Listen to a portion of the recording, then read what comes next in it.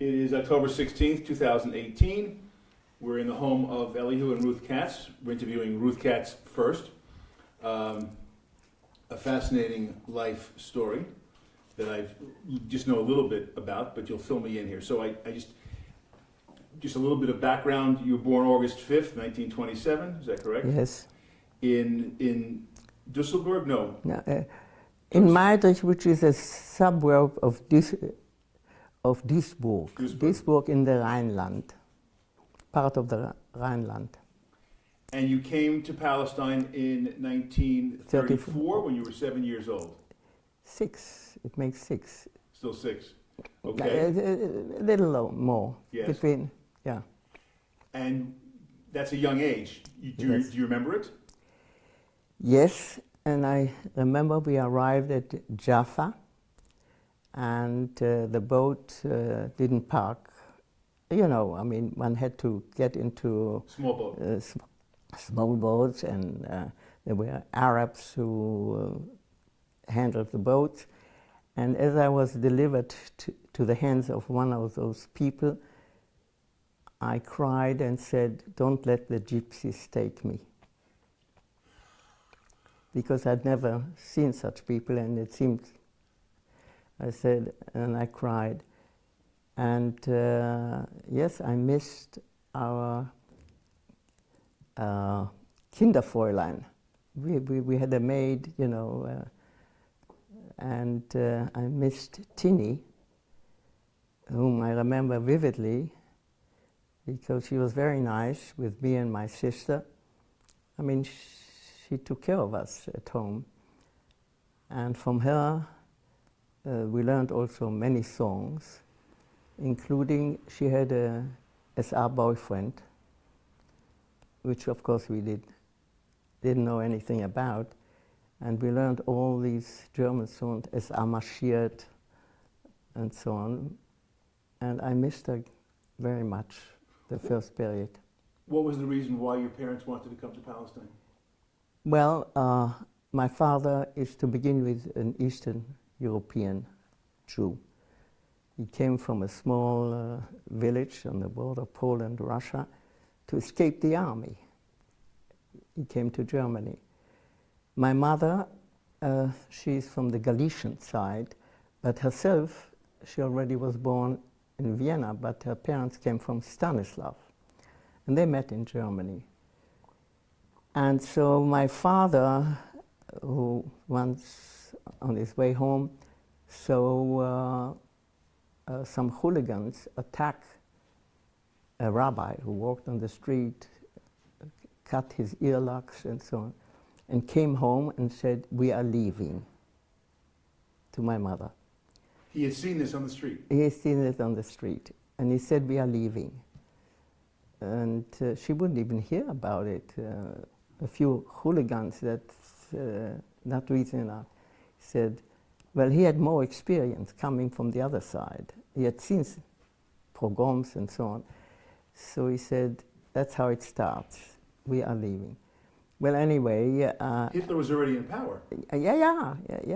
And he sort of... And it's known that Eastern European Jews who were not treated well by those who already were in Germany for... these are famous stories. They were more ready to go. And, well, anyway, and when the question was, where does one go to? Well, obviously, she was in favor of America.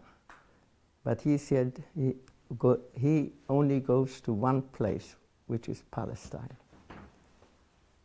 That was his decision.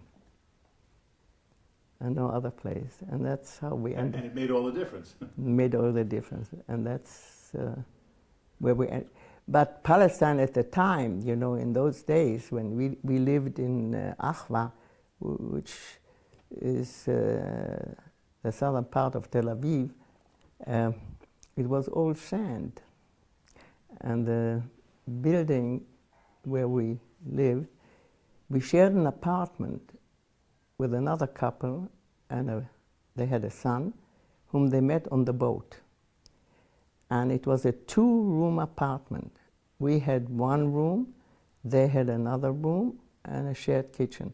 But they got along famously. The name was Mishpachat Hardonak, that's what I remember. And there was another building at a corner where there was this drugstore, or Bet Merkachat, not just drugstore, Tabachnik, which eventually moved to King George. But at the Tabachnik, there was a single phone which served an entire neighborhood if somebody called. There were riots. Yesh לך טלפון. And then you get to the phone and you say, hello, hello, hello. I can hear your voice. Everybody just wanted to hear the voice of the other. Never managed to say anything, but it was a kind of presence to recognize. But in that neighborhood, in that building where we lived, there was also a big tree, Etz Ta'ana, Gadol, and where the children of the neighborhood used to congregate. And at that neighborhood, you know, kids used to entertain each other. And there were these sabras, kids, you know, grew here and so on. And here was I and my sister with neat little dresses where you could see the panties also with, and so on. And we also wanted to participate. So we started singing these songs, which we learned in childhood, including all those crazy things. Well, it didn't help much because we realized that our luck shoes got dirty the minute you walked out. So it wasn't easy. It wasn't easy to become part of it. And I know that I created more problems than my sister. Your sister was older or younger? Older. She already understood more. Even when we escaped Germany, my mother sewed into the, what do you call it, you know, machpelot, seams, money and whatever it is, and she knew about it. My sister knew about it. I didn't. As we traveled on the train, we each got a big doll, and those are the first time where the doll closes the eyes and so on. And we were sitting with our dolls, and only when we got to Holland, my sister whispered, she said, do you know what you have in the seams of your coat? She didn't tell me prior to that. Well, there are all these little anecdotes, which are, I guess there are as many people, many anecdotes. What did your father do for a living? They had what you call an Angor. In Germany it's called Eier, Butter, Käse Geschäft. Eier, it's, eggs, butter and cheese. Angor. Okay. And yeah, that is what he did. Selling, you know, Angor, what do you say, Angor? What? Wholesale. Wholesale. Uh-huh. Wholesale. Uh-huh. Uh-huh. But in Israel. No, in Israel, what he did is something else. Yes. Once we came to Israel, they built on the Levinsky, the street Levinsky in Tel Aviv, a little hotel next to another little hotel, which was also for a while a pension, breakfast and little things. But it took a long time to build, and then it was hard living. But I must say also about my parents that they were very eager to bring their parents to Israel, which was not easy, realizing I had two grandmothers and a grandfather who lived in Essen. And they got them to Israel eventually, and they lived with us. And later on, my father's sister died, and her husband remained in Poland with 3 children, and wrote to my father that these children that he doesn't know what's going to happen. So they were brought to Israel. They brought the 3 children to Israel. How? They were sent, I don't know, I know that my father went to Haifa to pick them up. So they must have gotten there by boat somehow. And these are my 3 brothers. And my little brother, who is the only one who still survives, Ephraim, he was a deputy mayor while Milo was Tel Aviv deputy mayor, and a professor of political science, retired. And then he handled Mish'an, and he's alive, and has 2 children, and lives in Israel. And my sister, the other 2 are dead by now. And so what I want to say about the family is that I grew up in a family very, I mean, not religious, but yes, holidays were holidays, Shabbat, Shabbat, but nothing extreme. And also that the idea that I grew up with, one is often asked, you know, if you get higher education and you succeed in it, you must have had a family which also supported that. This is usually the case. The chances are greater in such situations. But there are also exceptions. And the exception is because under the circumstances in those days, I think that my parents, the thing that made it possible for them to incorporate people, and later an aunt joined us whose family died in the Holocaust, and a son of another. They pulled these people together and were very generous in sharing whatever it is they had, because the idea was that were basics. Everybody needs a roof, something to dress, and something to eat. That was basic. And all the rest was partially up to you, how you develop. And I could tell stories about how the 5 of us developed differently. And I think only Ephraim took me as a model. But, well, so it goes. Tell me about the Yishuv in the 30s, and specifically in the relationship between the Jewish and Arab communities. In Tel Aviv. In Tel Aviv, look, I don't remember that I was much aware of the Arab-Jewish problem. I was much more aware of, you know, the immigrants who came. You know, after, you know, very early there was an idea that one has to bring people to Israel. And one has to save. I mean, I don't think that as a child I knew more than that you share with people and strangers who come, who have left their homes. I mean, what I experienced then, not what I know now. But when you were, in 1936, you were 9 years old, you certainly heard about that there were Arab riots going on in the Yishuv. Yeah, I heard, I only know that my father... At 39, when you were 12. Yeah.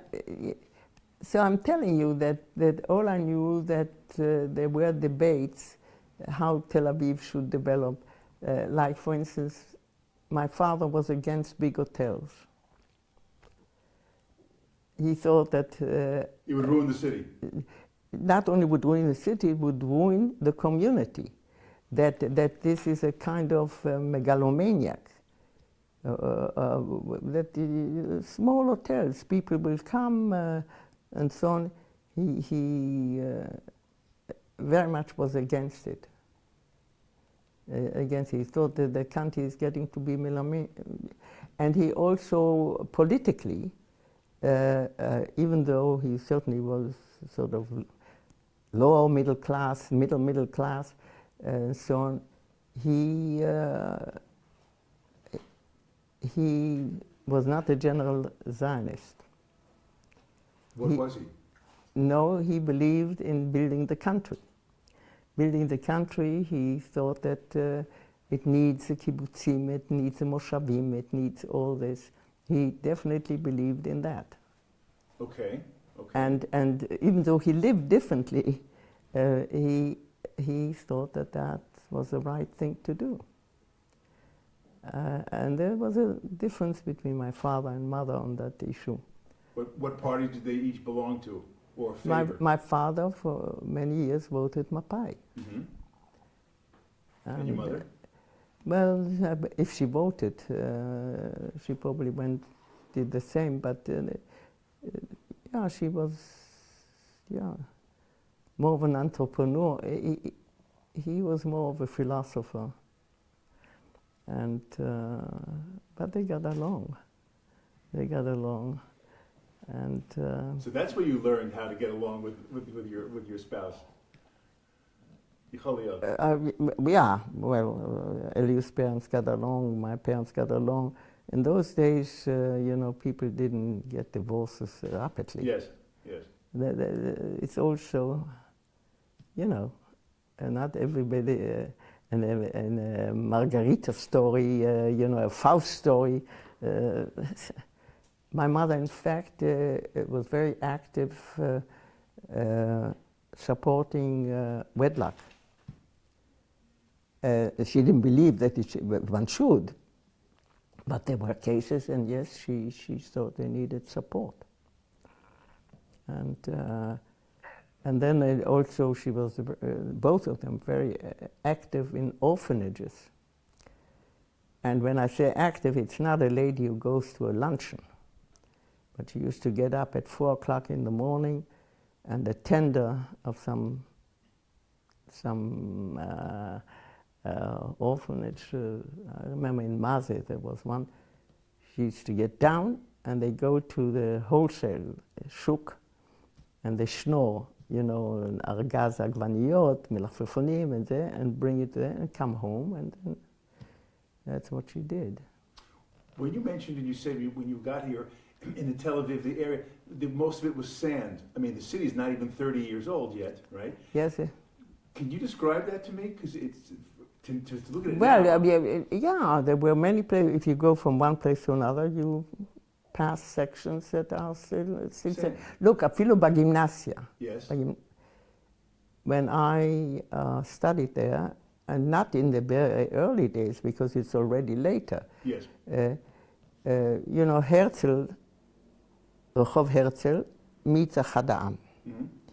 So we all knew that this is political Zionism meeting cultural Zionism, right? And in the neighborhood, there were many parts still sand, even though the gymnasia had that form that it had before Migdal Shalom came up, that whoever studied there, the one thing he knew was the difference between political and cultural Zionism. And it was a fantastic gymnasia in those days, which is also now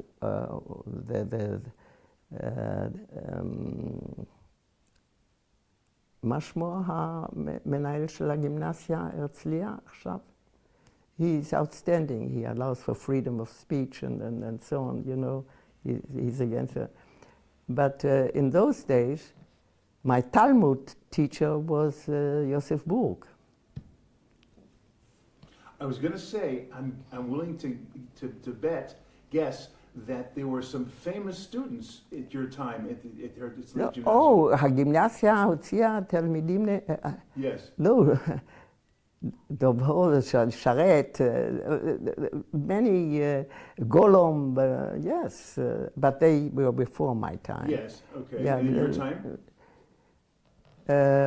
Well, teachers who later on became, I can't remember, who became teachers at universities. No, it was a very special institution. Yes, famous, yes, of course. In those days. Yes, yes. In those days, and one was lucky to get a broader sort of, and including, I must say, Tanakh. It often bothers me. I meet Haredim people, I meet very Datiim people, and so on, and I'm often struck by their ignorance. I totally understand what you're saying. Yeah, Totally. by their ignorance. They neither know Jewish history, neither do they know the books. על תנ"ך אין בכלל מה לדבר. Yes. And we had a great Tanakh teacher, and we all knew בחינות בגרות, we knew 200 chapters practically by heart.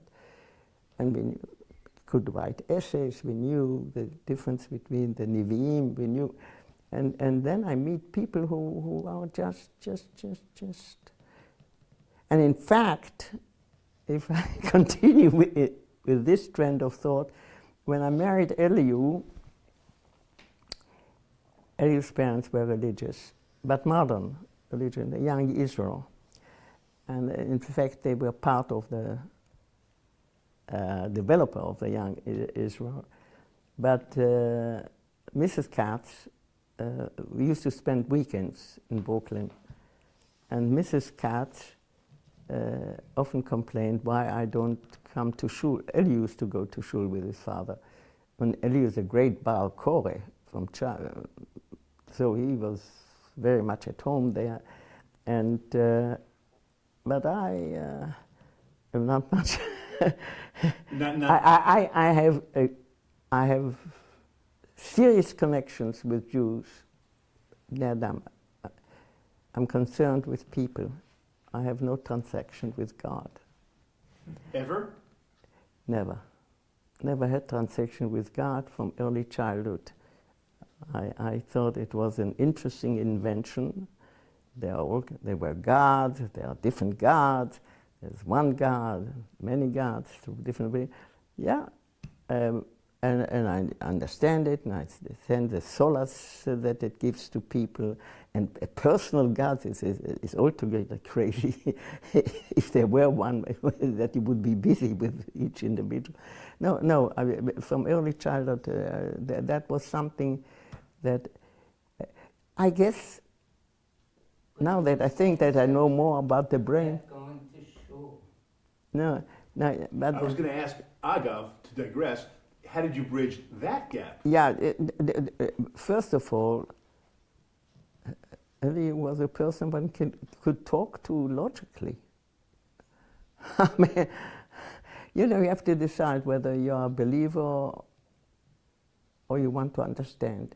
I don't claim that I understand everything, but I can live well with knowing that I don't understand and try to understand and believe that people are trying to understand. I also know that the description of the world is made by people. And we are people. We are human beings. We are Homo sapiens. That is our... We can build ourselves, we can destroy ourselves. But coming back to yes. the Saturdays, Mrs. Katz, she said, why, look, you must come with me. Women come with daughter-in-laws, with their daughters, and then, well, so I said, okay.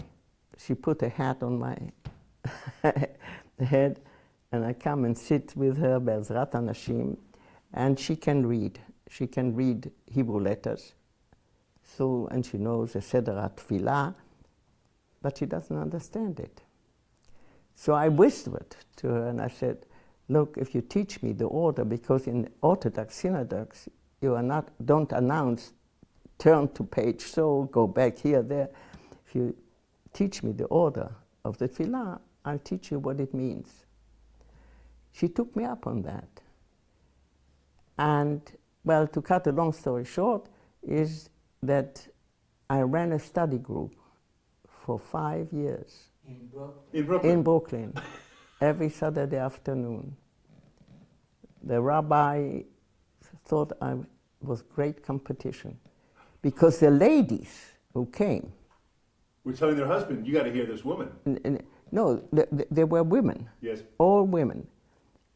That all of a sudden, the women who were less rich managed to get into the houses of the richer one because you took turns. And I had a rule, Saturday afternoon, nobody may serve more than tea and cookies. No competition. And also everybody prepares homework. Distribute the leaflet. Mm-hmm. And of course, those who prepared, I was more attentive to. And they all knew that I'm not religious. This was a class in Tanakh? A class which lasted 5 years, which started with Parashat HaShavua, and later on had history, and had current affairs, Jewish life in America, for 5 years. And they were not permitted to give me presents by the end of the year.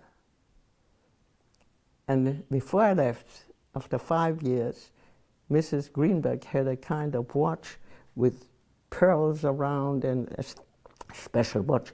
And she was very wealthy, but she also wore it only for occasions.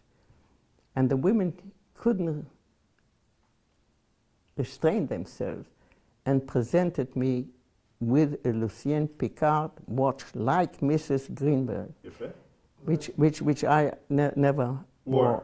But on the other side, yes, it was a very expensive watch. On the other side, it said, from the women's study group, from the year so to that.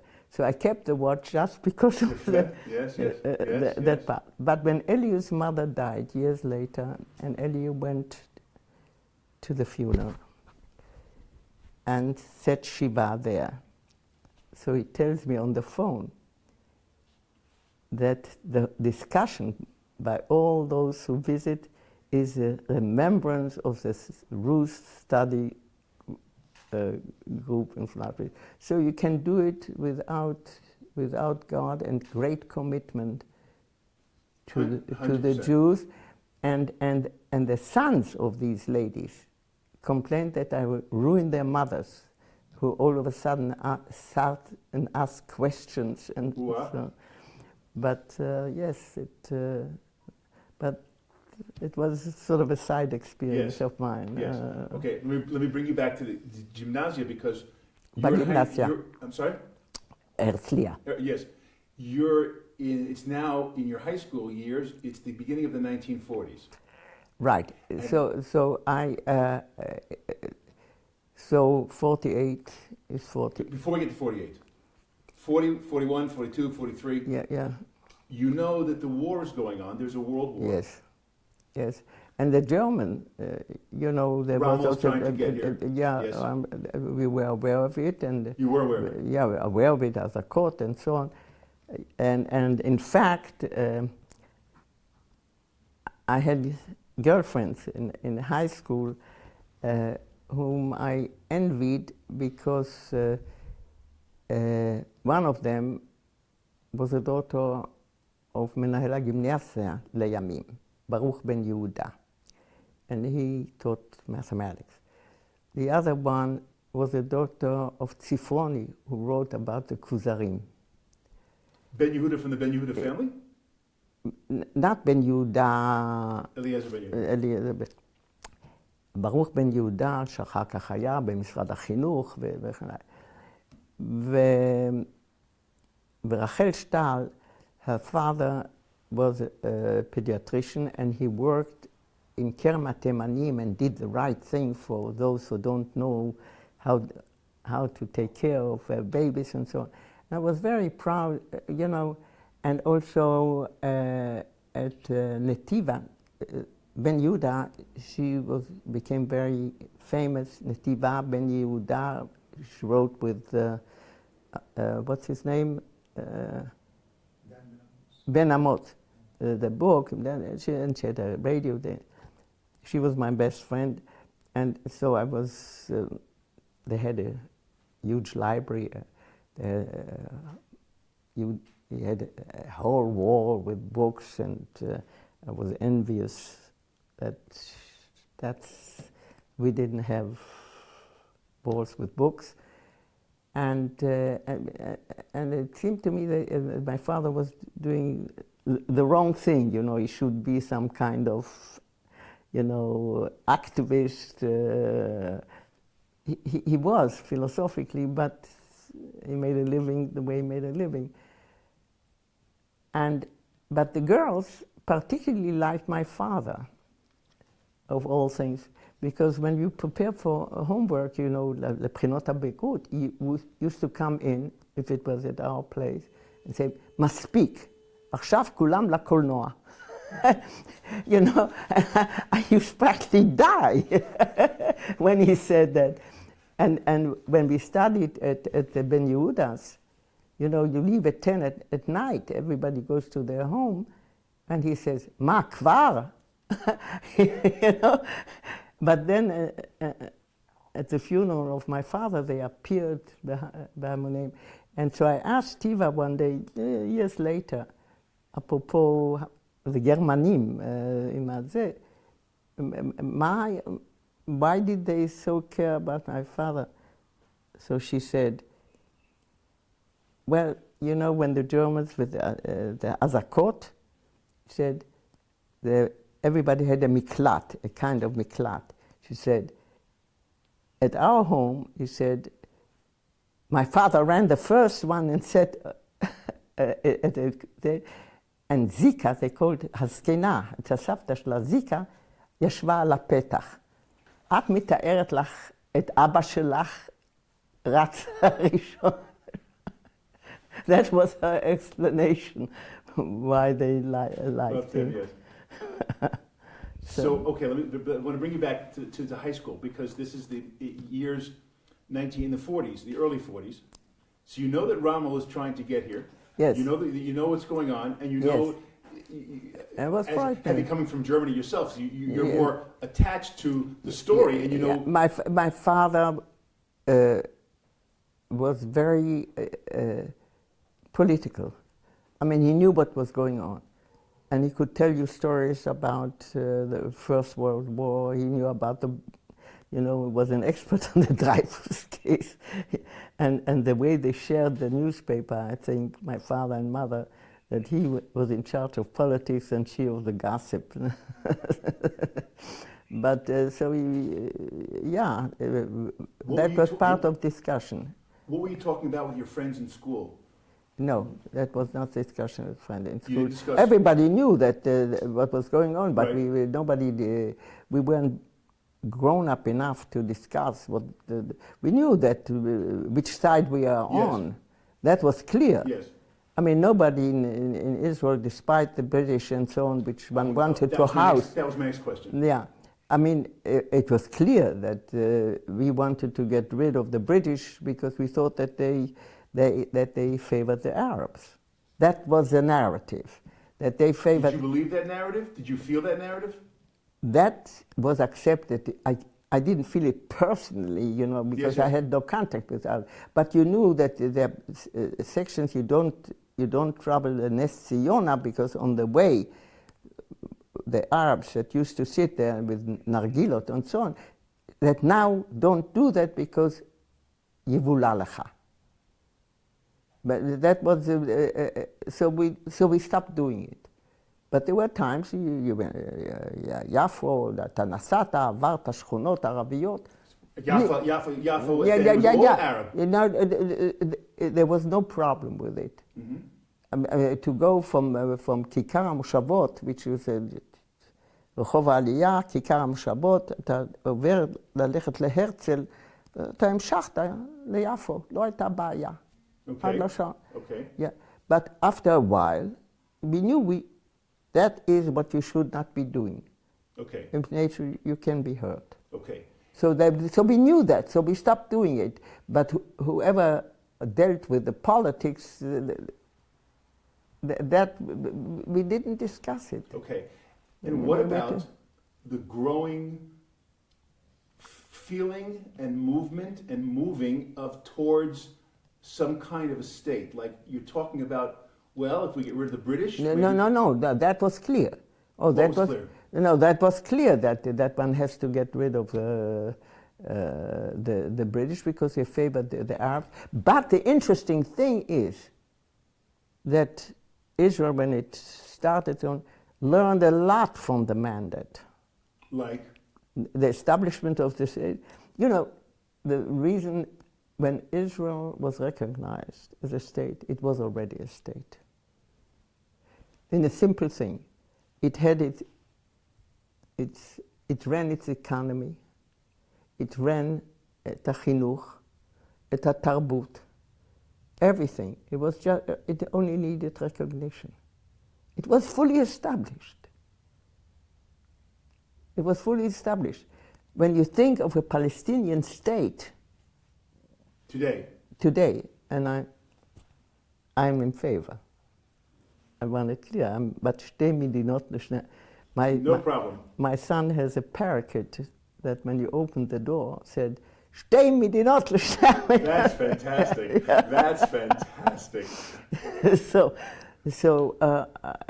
So the point is that I think it was clear that one has to do something to get recognition for what there already is. And yes, יש זכויות גם להם.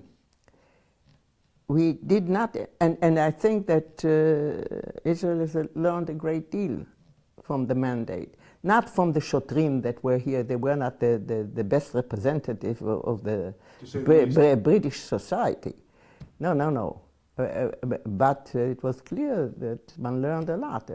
It's like in India. One learned a lot from yes. that. I mean, there are negatives and there are positives. And were you, as a high school student, are you aware of the fighting going on, your gun, and there was all the different things going on. The prison in Akko, b'chula. Are you aware of all this? Yes. And what are you thinking and saying?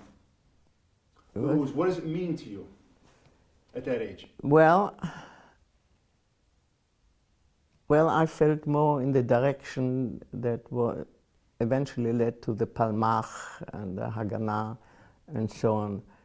And I think one couldn't, I'm thinking of myself, but I think the group that I belonged to, it was clear that that people like Ben Gurion, in whatever position before, declared that was the way it should be going. So I knew about the Sharets and the Golems, and I knew about them, yes, we knew. And even in בתנועת הנוער, I should say.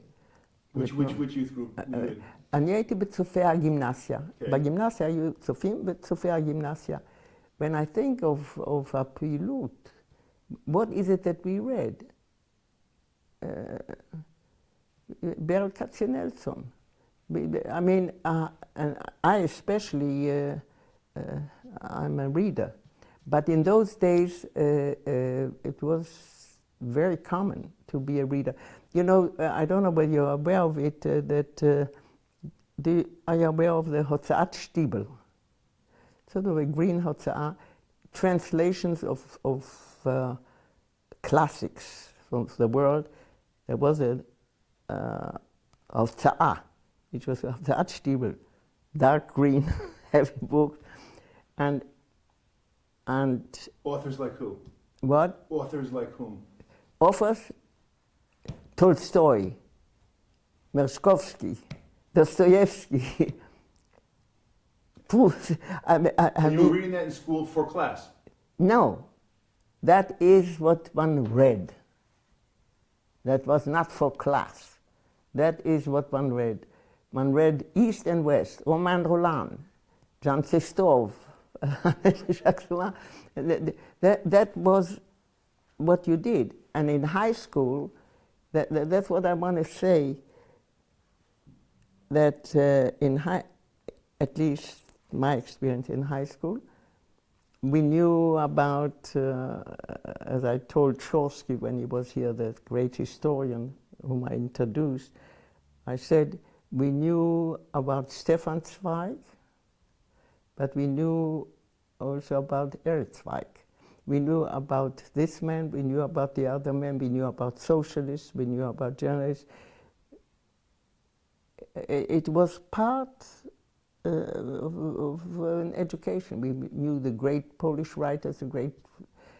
in fact, at Columbia, my maiden name is Torgovnik, which is hard to...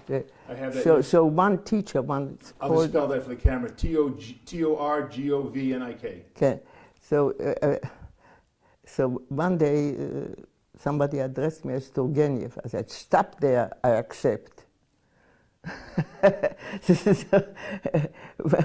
I don't know whether he knew what he was, who Turgenev was, but I knew.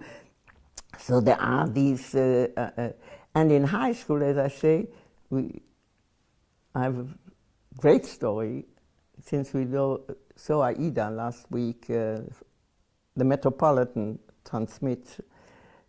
In high school, we also performed operas, because we had a teacher who came from Germany who learned about such productions with children. And I sang Radames in Aida, nice. Because we didn't have a tenor who could sing that high. So it was a sort that of... to me is amazing, because they don't do opera today in high schools. Yeah. No, it was an awareness of the world, mm-hmm. and a dedication to the place, and bli burut. I mean, yeah. Gymnasium. Like a college. I sense that. I knew it was a high-level high school. I wish the colleges nowadays would teach what they've taught in high school. Who emphasize only high-tech stuff. Yes, yes. And for fear they will miss out on the moral. Mm-hmm. So there is no yesterday. Mm-hmm, mm-hmm, mm-hmm, mm-hmm. Well, anyway. What year did you graduate high school? What year did you graduate high school? What was it? 40... 45, 48 or 49? 44 sounds right. No. Well, you were 17 in 44. 44, 17, then a little later, 45. 45. Okay. And then in due time, there were הכשרות, you went to הכשרה, and then later ריכזו אנשים. התחלתי בפלמ"ח, אבל גמרתי בתרבות. Wait, stop right there. What do you mean you started the Palmach? Doing what? Nothing. In those days you didn't do anything yet until the fighting started. Ah, okay. The fighting started later. But by then I was already בתרבות. ובתרבות, pamphlets, coming out. There was somebody ממונה, what was his name? מההסתדרות. לא זוכרת. Because very soon, when the war broke out, by then I already was במשרד The foreign ministry, משרד החוץ. מה? משרד החוץ? משרד הביטחון. Before we get to that, let's back up. Where were you on November 29th, 1947? November 29th, 47. כ"ט בנובמבר, where were you? בכ"ט בנובמבר הייתי בתרבות כבר או עוד בקבוצה, או בעין גב. אני לא זוכרת אם הייתי עדיין בעין גב או שהייתי... Okay, but you don't remember that day, the vote, listening? That, wherever... That's what I'm asking. Was I in Tel Aviv? I don't remember. I know that I danced. that I danced and and so on. Whether it was still in Ger, no, I think in Tel Aviv. Tel Aviv. Now the vote was in the middle of the night. Yeah, but as soon we listened, everybody knew what was going on. I mean, by now, it gets confused with hearing. When I think of Kaftet, I hear the vote at the UN because I've seen it so many times. I've seen it, I've heard it, that you say Kaftet, I hear the votes, and I see after on the rikudim ba'aretz. But where I was, you see, that's what I meant. I know that I must have danced, but where I exactly was is confusing. I certainly was not at the UN. But whether I heard it, but I see it. I understand what you're saying. I see it. The memory of what you know now, what you imagine you must have been hearing then, yes. No, I see the pictures, but I couldn't, so I see the pictures in front of my eyes, you know. Yes. And I hear the voices, and I know the Rikudim, and it all gets... Yes, okay, Yeah. okay. And where were you on May 15th, 48? Yom Ha'atzmaut, בעצמו. גם כן, בתל אביב, אני חושבת. If you're in Tel Aviv, they're holding the vote at the museum. אני אגיד לך, In English. בקשר למוזיאון הזה יש לי הרבה סיפורים. museum.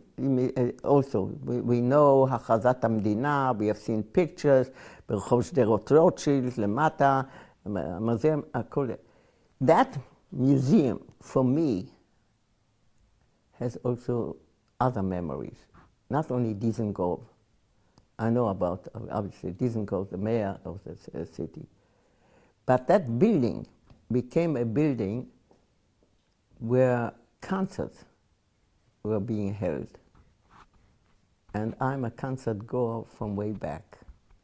When I was 12 years old, I stood behind Oel Shem. I didn't have tickets, but the doors were such that you could hear from the outside and listened to concert. So I did that, and then went as a kid, used to go to hear concert soloists in בית דיזנגוף, וגם בבית דיזנגוף, which had תערוכות, כל מיני. Yes, so that building, Has different memories for you. Special prior to that, and in fact, when one of our sons engaged a kind of moreshet things through Tel Aviv, and took us, for my 80th birthday, we made a trip, and we landed there, and whom I heard in those days in that building. So it is not, for me, that building is מהגימנסיה, כן? אתה צועד מהגימנסיה, זה קרוב, אני יודעת, על הקיוסקים שהיו במקומות השונים, אז גם בית דיזנגוף, נכון, it took place there, but it had a history before. It had a history before, which is which I connected with. Yes. Wasn't Ben Sion, Ben Shalom, something? Ben Sion, לא, Ben Sion אורגת, המלחין? No. The guy who's head of... No, Ben Sion, no, I mean, why I was sent to no, well, anyway. So do you don't remember that specific May 15th day where you were, what was going on, more dancing?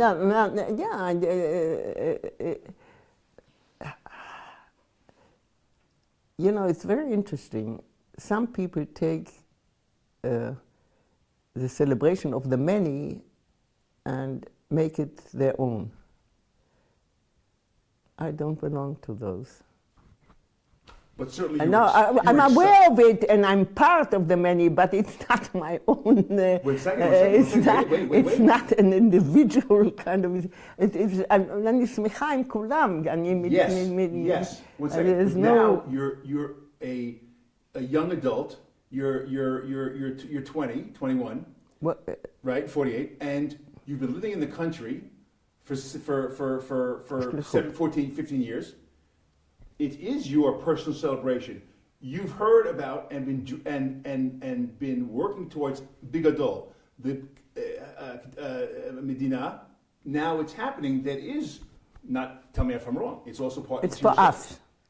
I don't think it's for me. It's for us.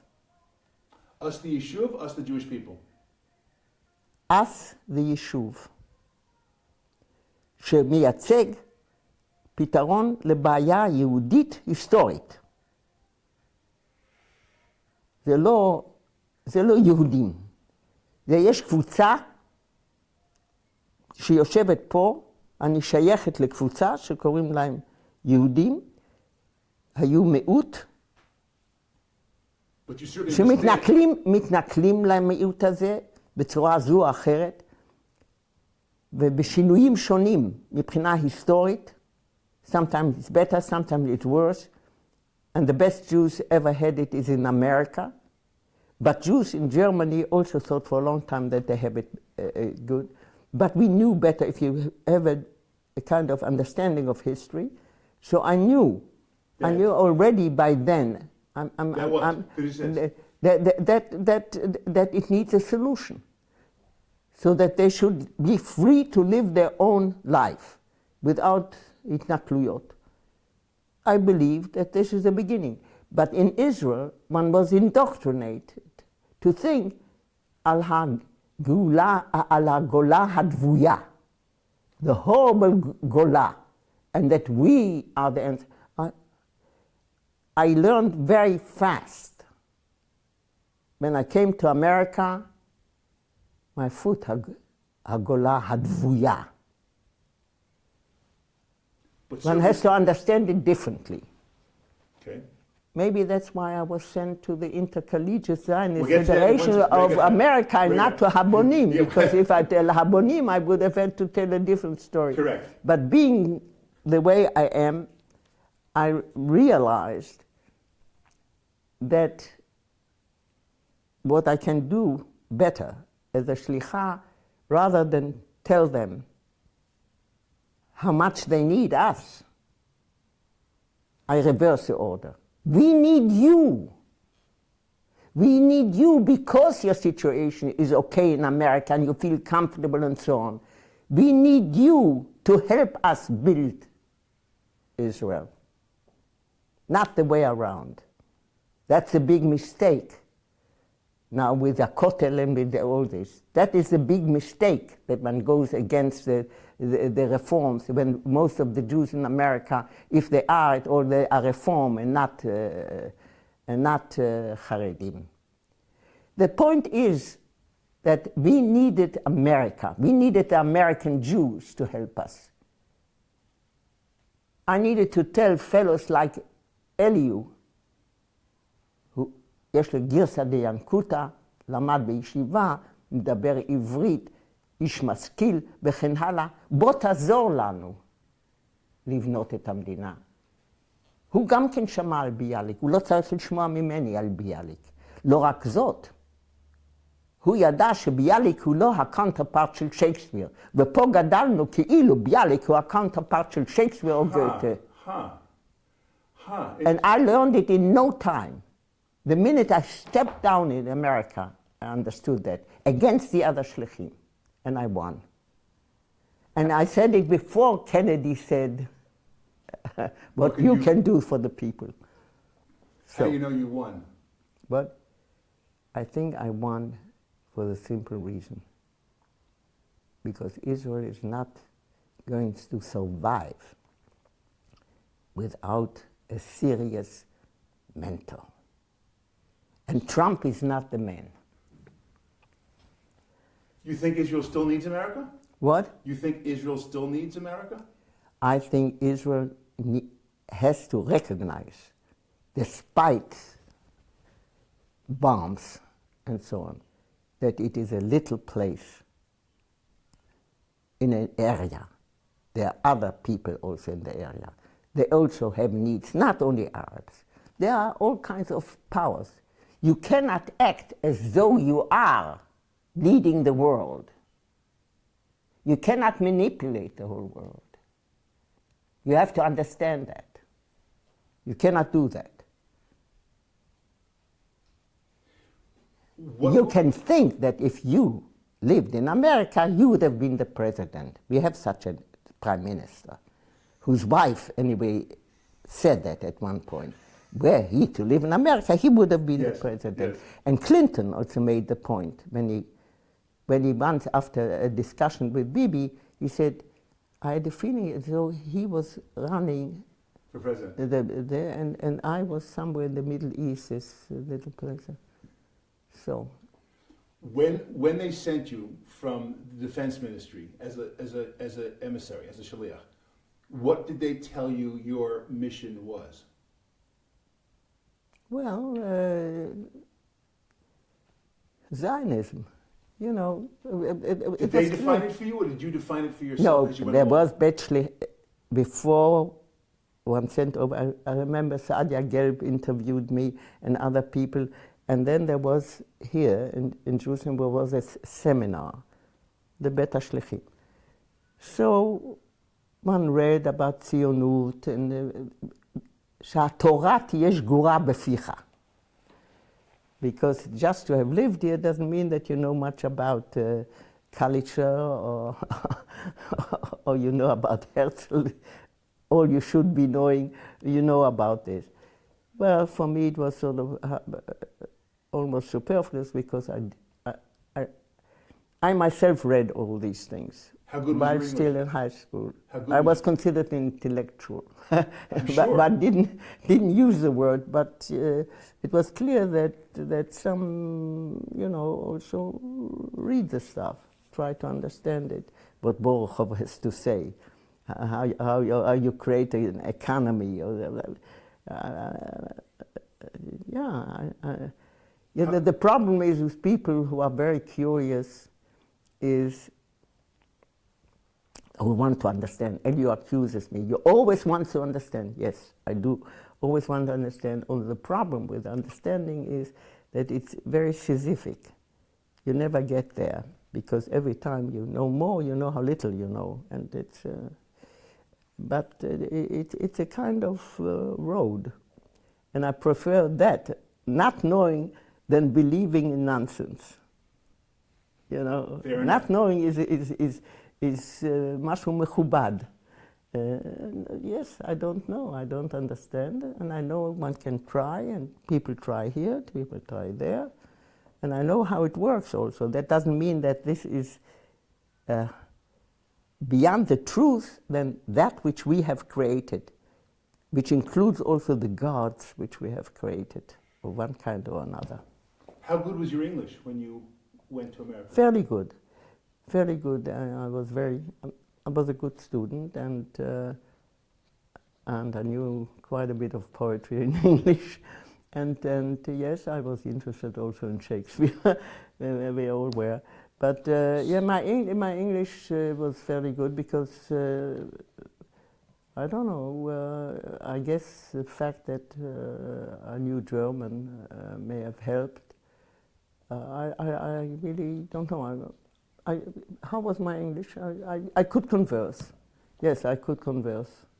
I could converse and understand. But when I started studying, by the way, and I was okay at Columbia, that I realized that there were a lot of words which I didn't know. And that if I stumbled and I would only concentrate on the words that I don't know, I'll never manage to read all the stuff that I needed to read. So I taught myself that I have to understand that there's some words, I have to understand the sentence, I have to understand the paragraph, what is being said. Even if I skip over, I mean, if it was a central one, I would look it up. But if not, I just, but yeah, I could converse, I could understand when people talk to me, and I could read the paper, and so on, yes. I want to take you back. You said something before. You said that the creating the state was important for the Jews in the Yishuv, right? No, it was clear that it was part of the Zionist plan.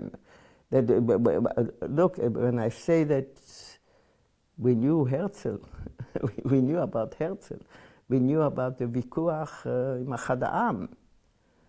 And we had a teacher in high school, Prachiau, who had a major speech. And everybody, כשהגעת לשביעית, שמעת את פרחיהו נואם את הנאום הזה. אחת הבדיחות. Who used to say, אחד העם צדק, לכן לא צדק. הרצל לא צדק, לכן צדק. Now, לך תבין. because אחד העם, מתוך הראות שלו וההבנה שלו, היה לו ברור שהיהודים לא יקומו מיד וילכו לפלסטינה או לארץ ישראל. הוא ידע שזה לא יקרה. They will say בשנה הבאה בירושלים, they will say this and that, but they won't get up and go. And הרצל, שהיה פחות מעורה בתרבות היהודית וכן הלאה, בא יותר מרחוק, אבל לא עד כדי כך כמו שחושבים, כי הוא ידע על אלקלעי, אבל לא חשוב. אבל הוא כאילו בא מבחוץ, ויש לו חזון, רקע היסטורי, the Ottoman Empire, you know how you negotiate, and he has a plan, and it looks far-fetched. But, in reality, you know, that even when even the thought about Uganda, Yes. when he realized, when he met the Eastern, when he went to Russia, but they said no way. They said no. So he learned Torquede, but he knew how to negotiate. And in fact, when you read Alt Neuland, not then, but if you look now, what is a chazon? And nothing of these hasatot would go on in his state. Neither for Jabotinsky, for that matter. Well, anyway. My question was... גולשים לכל מיני דברים שלא שייך להם. That's what we're about. That's really okay. We're enjoying it. I promise you. We're loving it beyond belief. Beautiful. You have no idea. You have no idea. But because you said that, my question is, when you got to America and you saw the difference between an American Jew and a Yishuv Jew, and you're telling them, help us, we need your help, please help us. Many of them must have said to you, Machpatli, you live there, I live here, I live in the Golden Medina, America. It's a great time here, why would I even care? That needs persuasion. I'm good at that. You heard that response. No, I'm good at that, No, what I'm saying. heard- I can give counter-arguments. You see, the point is following.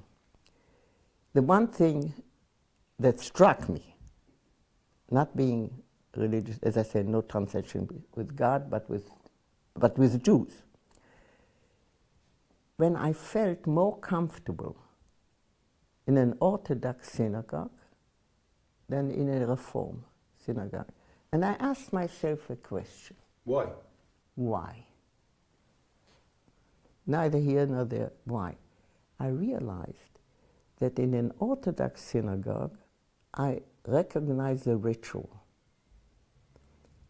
I remember visiting my grandmothers who cried all day long in Yom Kippur, and I preparing this, and I remember all things, and I remember my father on the street with a Torah leading to, they gave a Torah to the synagogue, they donated the Torah. So I know about all the rituals, and I felt, I know I'm familiar with these Jews, I'm familiar with the tunes, I'm familiar with all this. And I join, I'm part of them, it's familiar, ritual. When I walked into Reform, I felt I don't belong. And why did I feel that way? Because to belong to Reform, you really have to be a believer of some kind. There I don't. I'm going through ritual gefilte fish and chicken, and I know the tunes, and the good Shabbos and this and that, and it's all familiar, of belong like to the family. Which reminds me, the first day I was in America, when I came there, came on a Friday. When? 1950. I came on a Friday with no money. My valise was lost, and I don't know what to do. And nobody waiting for me because the office only opens on Mondays and Sunday. And what I do with little money, and it's a story unto itself, but when I found myself in the subway, I don't know how you run in the subway, and I was cold, it was the coldest December, and it was awful, I felt so miserable. And I go in the subway to look up a distant cousin of my mother. And I'm on the subway, I hope I'm not getting lost and asking questions here and there. And a couple was sitting behind me. And they were talking Yiddish. Oh, I relaxed. I relaxed. My Yiddish, I understand it because of German. And I can babble a little bit, but no. But I all of a sudden felt I'm not alone. So these little insights make you think. So I say, well, America, I learned, in America people belong. They belong to a kila kazu, community kaze. It belongs. America is a religious country. ולא חשוב, לחוד אני יודעת על פרוטסטנטים, קתולים, you'll be surprised how much I know about castes and so on, but that's part of my... I'm not surprised at all. No, but anyway, I immediately realized that everybody belongs. You have to belong. And if you have to belong, there are ways of living. There are certain things you have to do. And in no time, it was clear to me I would never marry an American who would not come with me to Israel. And you know why? I want my children to take their Jewishness for granted. Not to belong here, there, but they grow up, they'll know Hebrew. They'll go up to school, they'll know something about that. They know the calendar, they know the holidays, they are called Yidu Po B'Sham, and they'll be free to also engage in other things. That they'll take for granted. They'll know more about it, less about it. So I can't say things for other people, but it was clear to me, and I had no difficulties in the office. I traveled in the United States, different chapters and so on. This is the Intercollegiate Zionist Federation of America, which yes. at that time had several thousand members. Yes. And on college campuses across America. And college campuses. And I was, I learned more from them than they learned from me, what it was all about. How it is if you have a chapter in the South or in the West, in the Midwest and so on. And I have lots of stories about that, but that's again not... Which schools did you go to? Oh,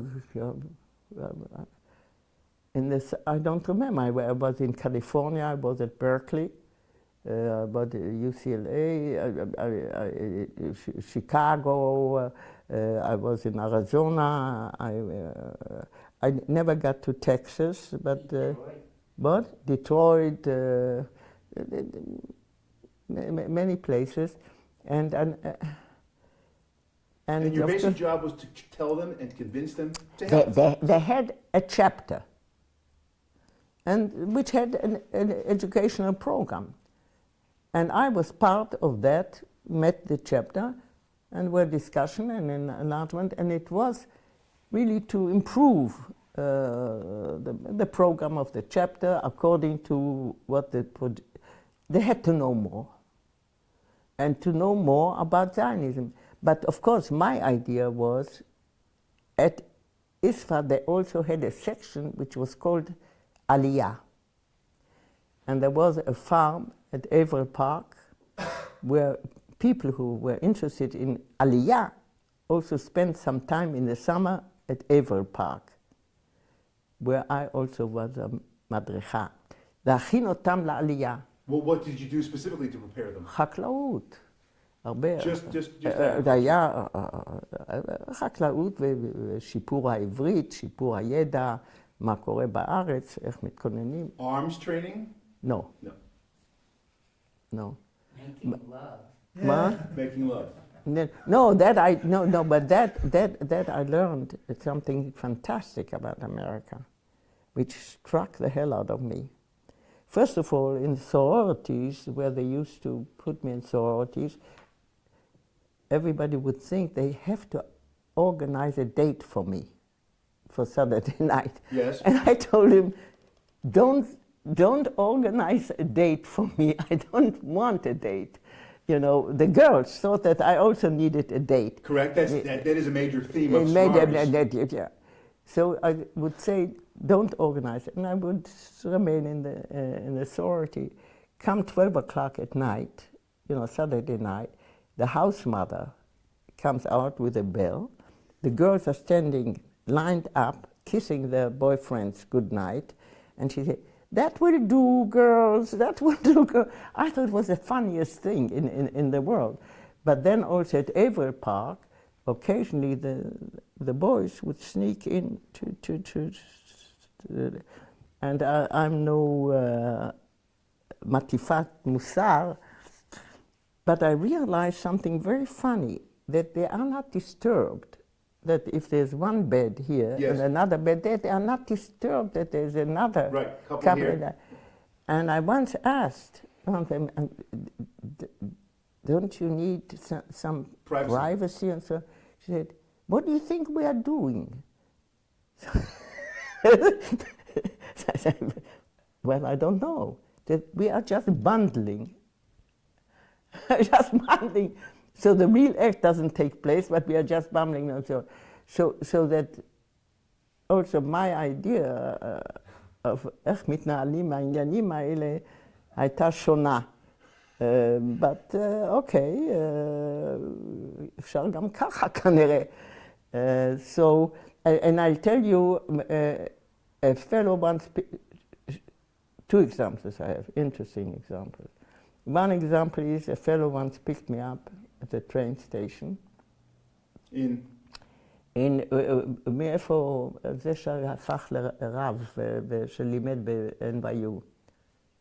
משה? עוד? ברוך. לוין? לא, לוין. Baruch Levin. And in those days we called him Boruch. Yeah? Boruch picked me up and he said, if you don't mind, we will place you in the home of parents of a member of our chapter,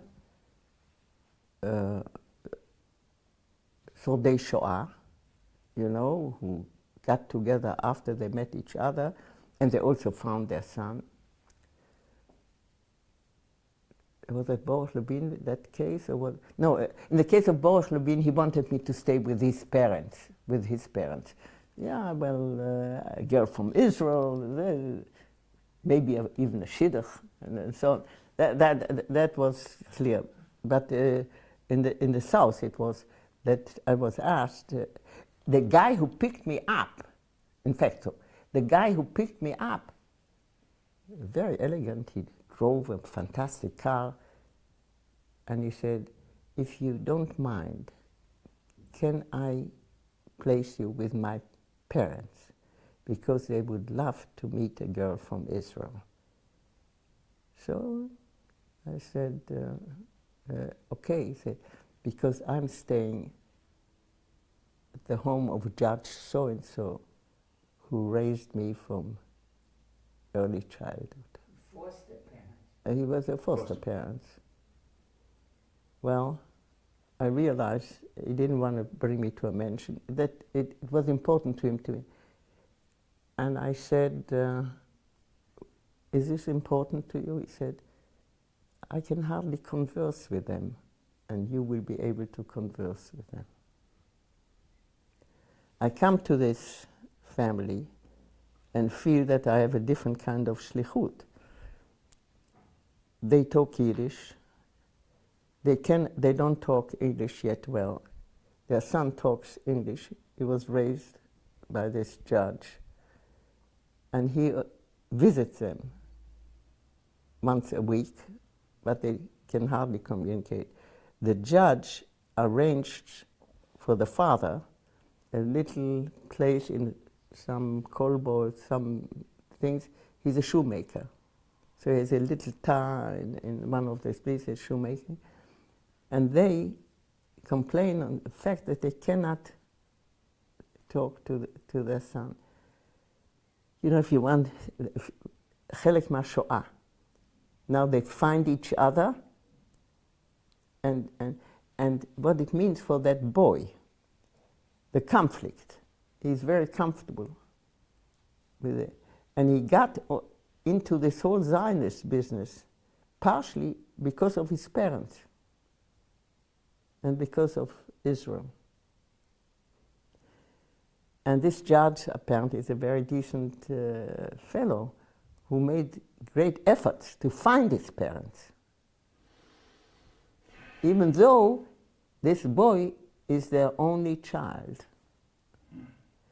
So when I say I learned more in America, so there were these moments, even at the Levines, that it was clear that Moshe Levine is going to end up, being a professor of Tanakh and so on. He didn't need me. It's okay with me.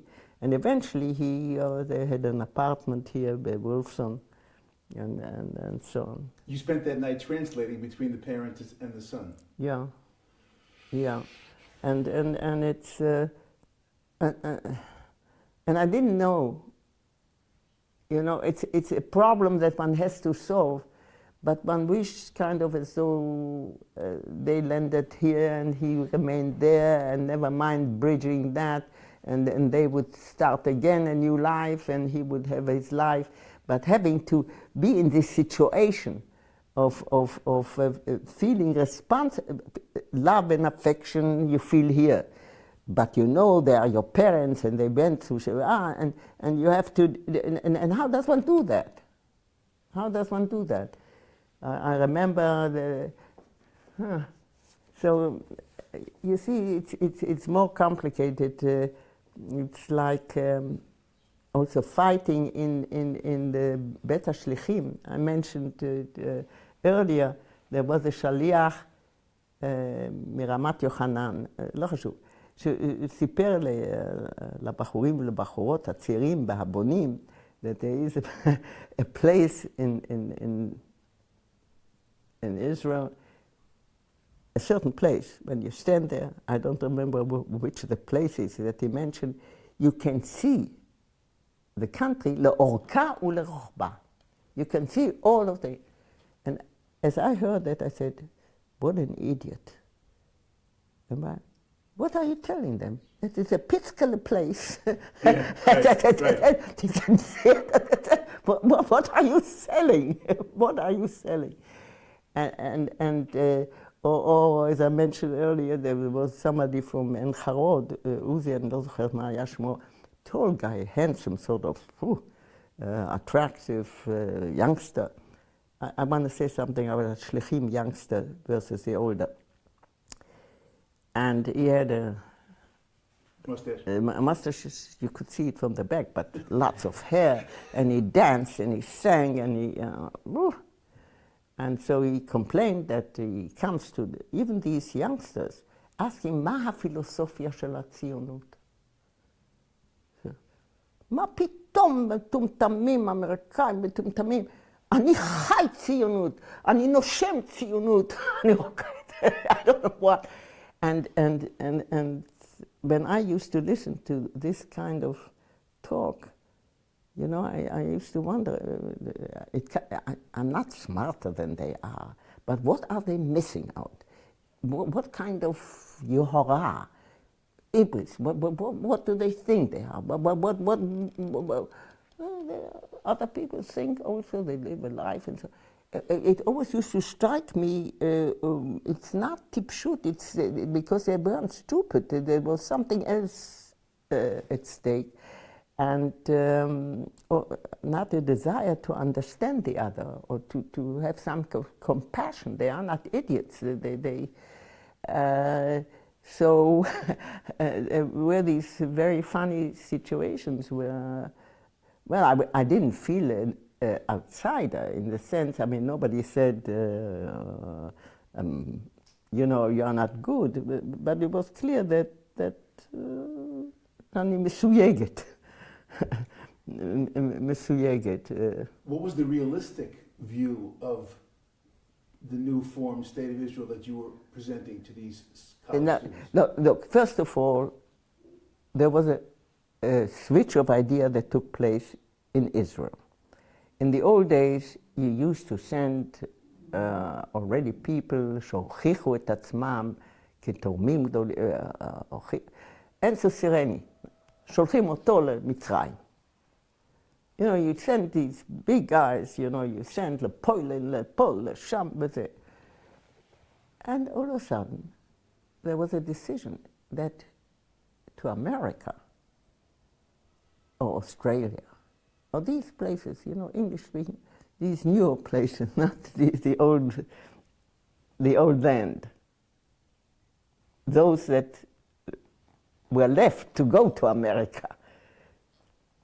But these new places, that it would work better to send young people, and not yeah.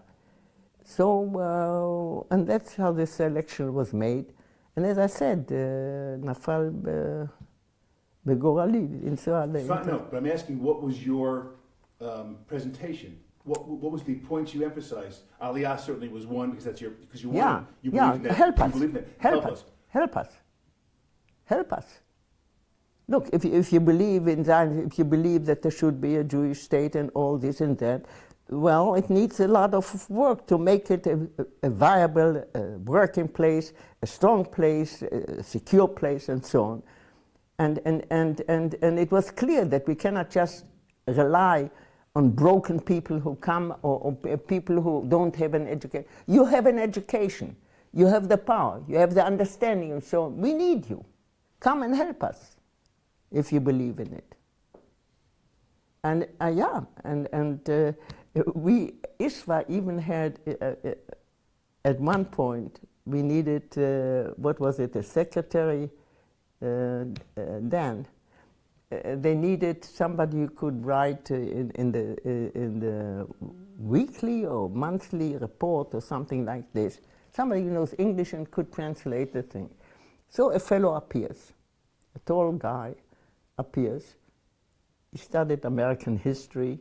He doesn't know much about Judaism. He's Jewish. His father is a lawyer. His mother runs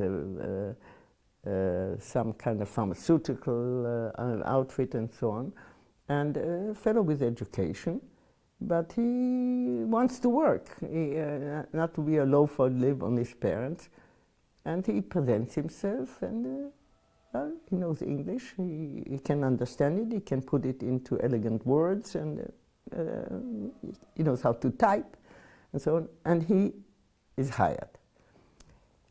And toch kedei, while he writes all these things, he becomes partially persuaded. There is something about this thing that is called this and that. And yes, in the national office, there were several fellows who had Girsa de Yankuta, like Elli, and who knew a lot about Israel, who also had a broader view, and also interested in culture in general.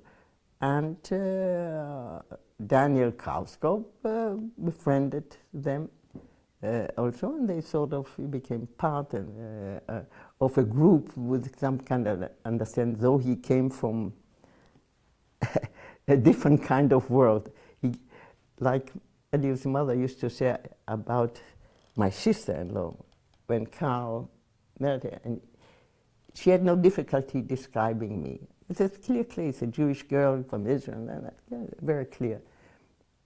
But Elizabeth, when she talked about it, you said, well, she's a Manhattan girl.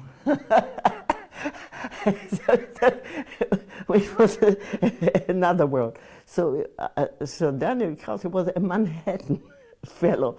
And all the others, they came from Brooklyn. Or they studied in Manhattan, in the big schools and so on, but came from there. So Dan was important. And yes, these guys who knew more about, they thought I was nicht kosher. You know, that they liked me. I knew I wasn't going to marry any of them unless he went to Israel. But we became friends. We all became friends. And of course, Daniel Krauskopf also recognized me as somebody worthwhile because, we could go to the opera together. He could sing as Mimi dies, you know, we'd go and he'd sing it, you know. I would do the orchestra and he would yell, Mimi, Mimi. And so we became, eventually, the three of us became friends, Elli, Dan, and I. But anyway, so Dan was the first one, Shasa Aliyah. The first one.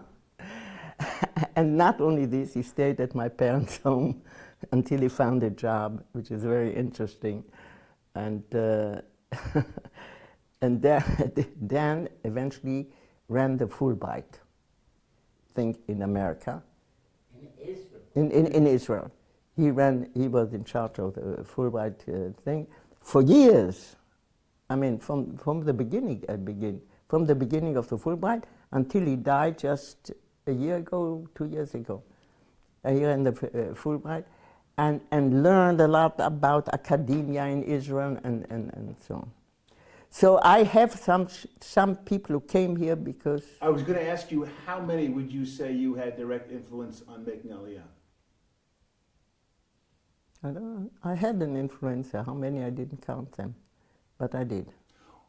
I did, and that's not less important. Those who came and were disappointed when they joined kibbutzim, you have to persuade them not to go back, but to stay. Which you also did. Yeah. The point is,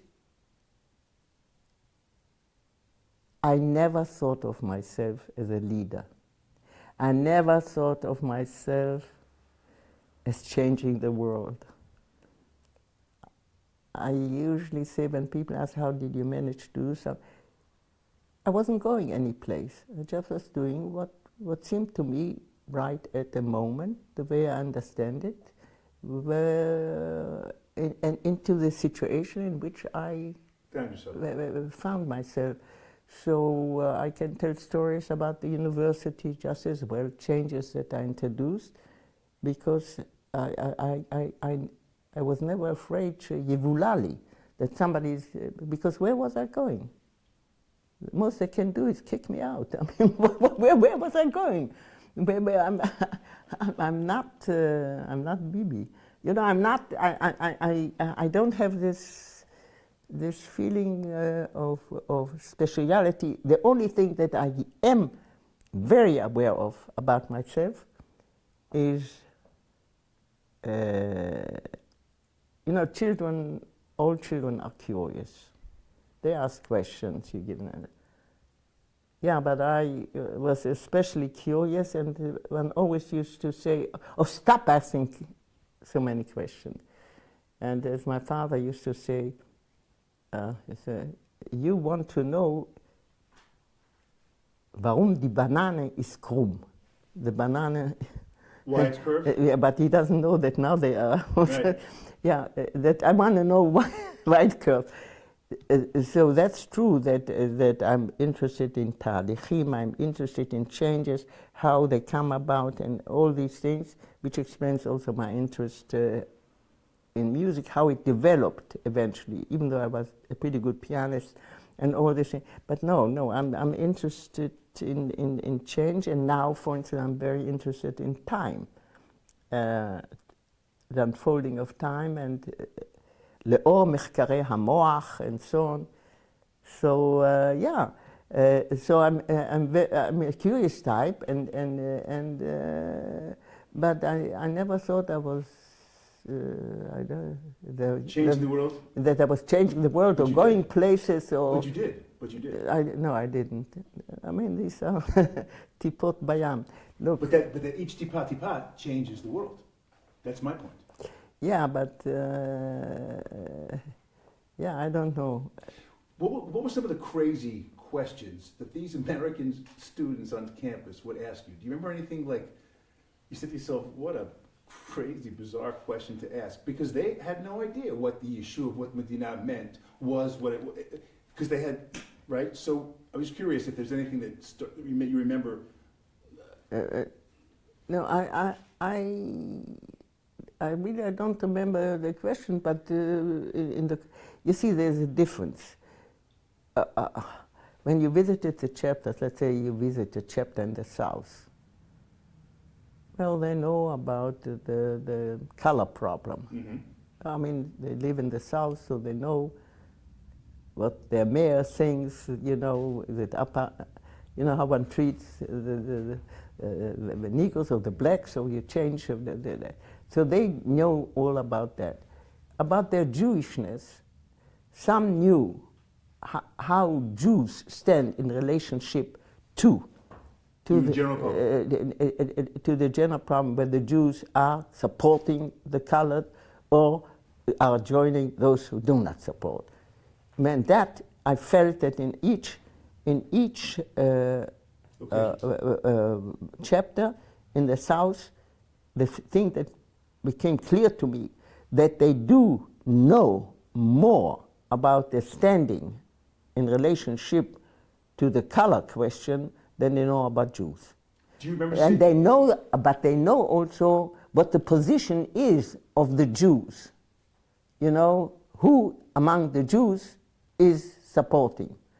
So that became clear to me. I remember in the South, became clear to me, they know about Jews, but in relationship to that issue, which is important, a big issue in the South. Segregation or jointed, all these things that is part of their daily life, what they knew.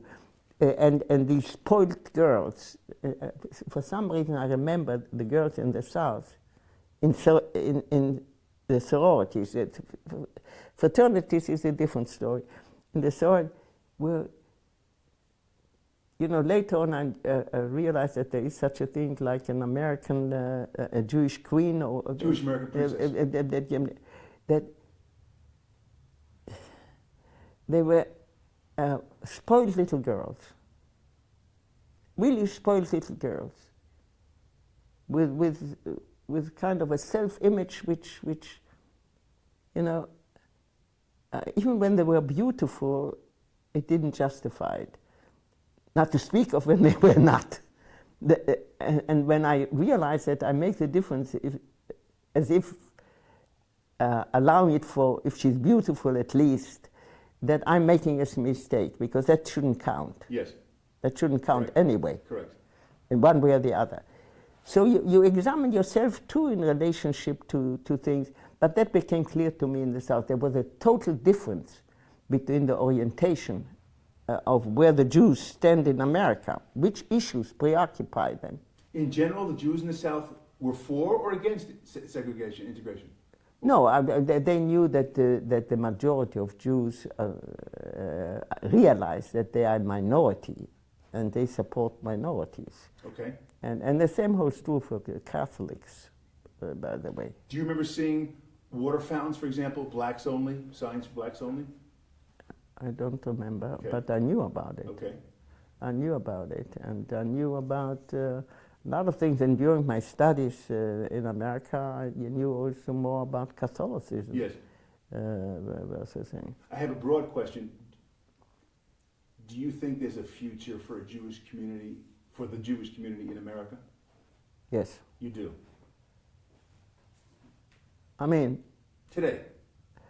I believe, yes, I think it's not helped by Trump. Putting aside that craziness, Yeah, that's yeah, not the issue. yeah. Klali, where the general Jewish community has been the last 30 Yeah. years and where it's going. Because if you talk about the lack of knowledge and awareness of Jews in 1950 about what the Israel was about and their own Jewishness, now it's kaful eser. Yeah, but I think one has to understand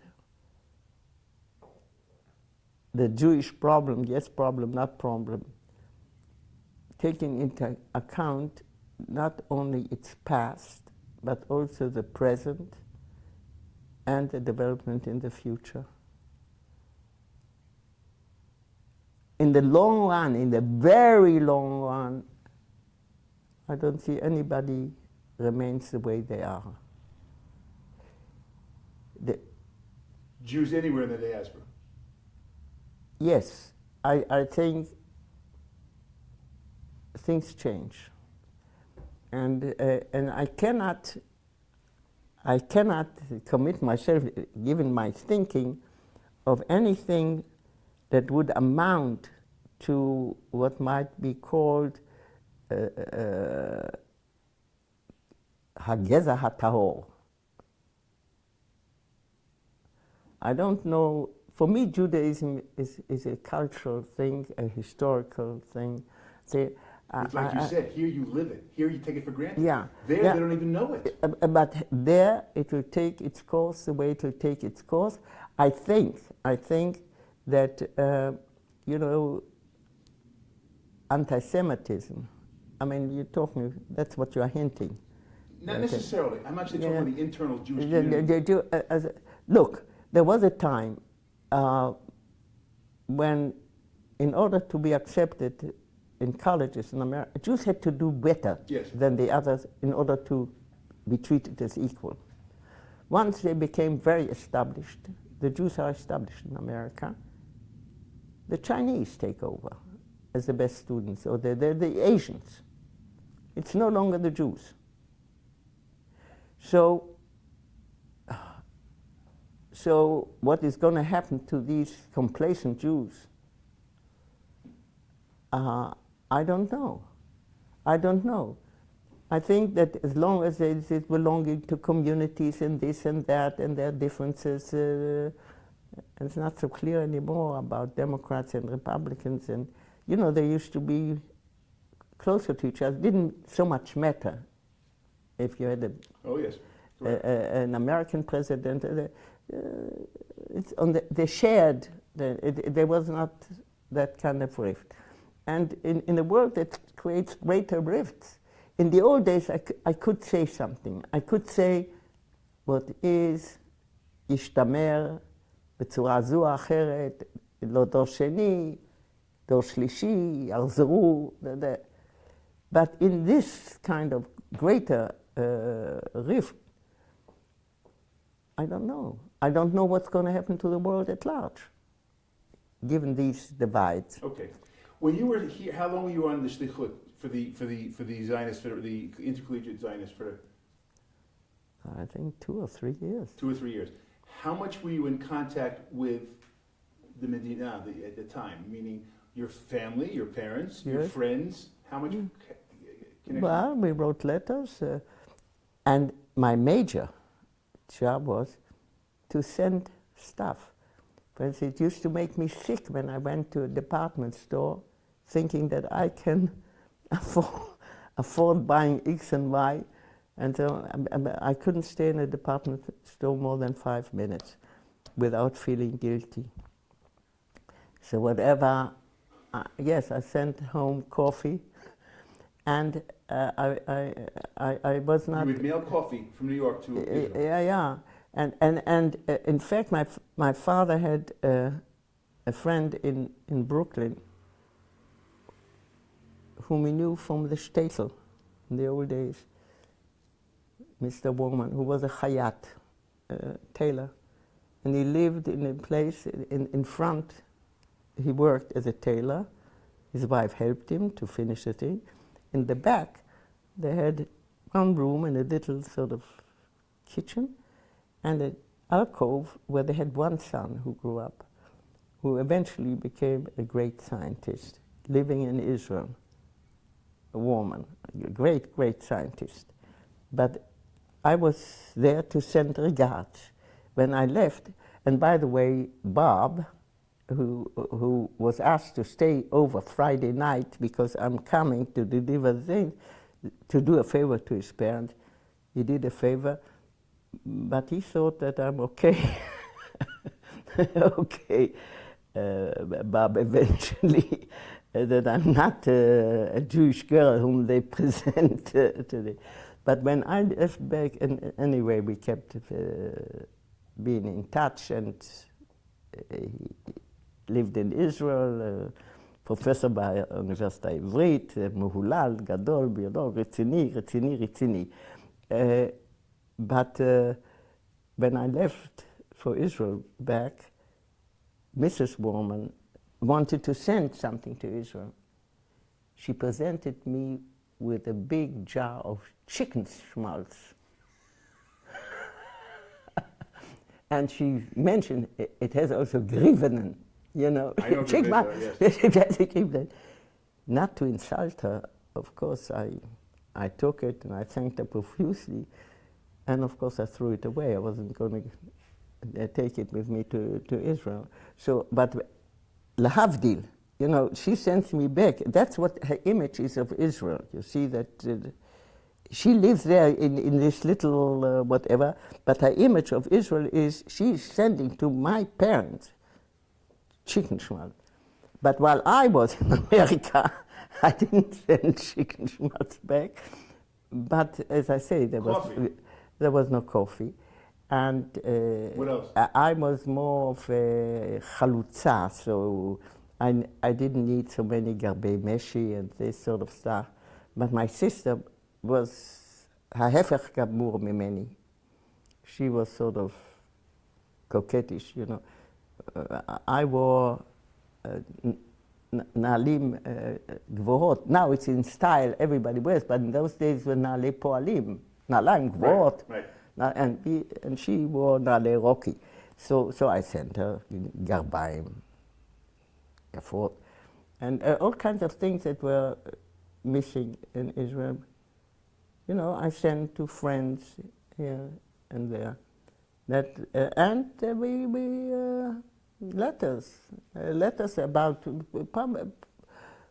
mostly not with philosophies and so on. בסדר, מסתדרת, and I got letters also. This one gets married, this one is this. Were you ever able to phone them? Did I talk to my parents on the phone? I don't think so. I don't think so. Even though I must say that in my family we were an early owner of מקרר חשמלי. כי אני זוכרת כילדה שהיינו בשבת נוסעים לקחת חצי בלוק, כן, כן. ואפילו התביישתי לפעמים חברות, כן. In early childhood, I felt a little embarrassed that we had a refrigerator. Huh. Yeah, because כל ההזדהות שלי הייתה באיזה מקום אחר. When you said that you couldn't stay in a department store for 5 minutes, is it because you were overwhelmed? Is it because the feeling that here they have what they don't have in Israel? Or because in America itself is just overwhelming the richness of America? No. I accepted it. America is rich. No, I couldn't allow myself to לשפוך את זה עליי. because I grew up in this Yes, yes. חברה שוויונית. And I want to tell you more than that, fantastic experience that I had at Columbia. You need foreign language. Anyway, I needed a lot of foreign languages for what I did. You knew a lot of foreign languages. No, but Latin, French, Italian, Yes. and so on. But I decided you need one more in the meantime, when college. So I decided on German, but I wasn't going to start from the beginning. And I decided to study literature, you know, straight. And the person who also studied with me was Moshe Kelman, שהיה האלוף בדרום במלחמת הזה. Moshe thought that he could manage because he knew Yiddish very well from home. And reading out loud, he would read Yiddish like rather Yiddish, than. But anyway, Moshe, there was an exam, and Moshe, really, the lahavdil, I could structure a correct sentence, not knowing grammar, but it sounds right. You know, now it needs an umlaut. It sounds right, and so I quickly write. So he made a deal with me. The deal was that when I turned the page, he was sitting next to me. When I turned, I hold it, just hold it. Hold it up, you know, I turn the page. You Yes. know, I've written, I turn the page. Ah, so he see what you wrote. So he can, because the questions were the same questions. Then he could, not, because he had to think, is it subjunctive, is it this, is it that, and then to come and I couldn't even do it if I wanted to. I just, what it sounded like. Well, anyway, and that was it. So, when we left, the teacher asked me to wait a minute. Mrs. Halpern was her name. She said, how do you explain it? She said to me, in so many words, that a general who fought in a war, who risked his life, would be willing to cheat for a miserable exam, which he might, instead of getting an A, get a B.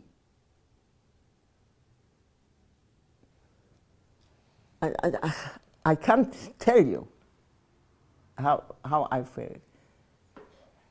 And she said, and how do you explain somebody who would get probably an A is an accomplice to somebody Who's trying to cheat. who is trying to cheat? So, as I say, you have to explain. I said, where I grew up at school or in the youth movement, it was, the emphasis on sharing was very strong. Moreover, on helping somebody who needs to pass, it was very strong, without differentiation, where and what. So people also copied from each other. So you shouldn't flunk, you shouldn't fail. That was part of the group. And the idea of helping each other and not thinking, and nobody is just getting there, but together made for all deformities in the middle. But that was so important that you felt guilty if you didn't. It's a kind of indoctrination. You felt guilty.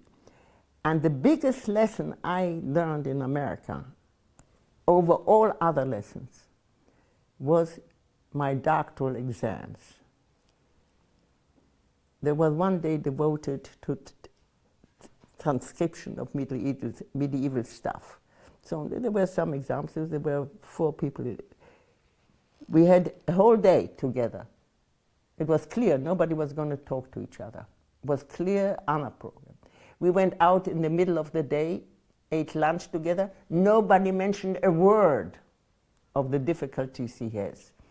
And eventually in the afternoon, 2 left because the last problem they couldn't solve. They gave up. And just the 2 Jews, I and Mike remained sitting, still struggling.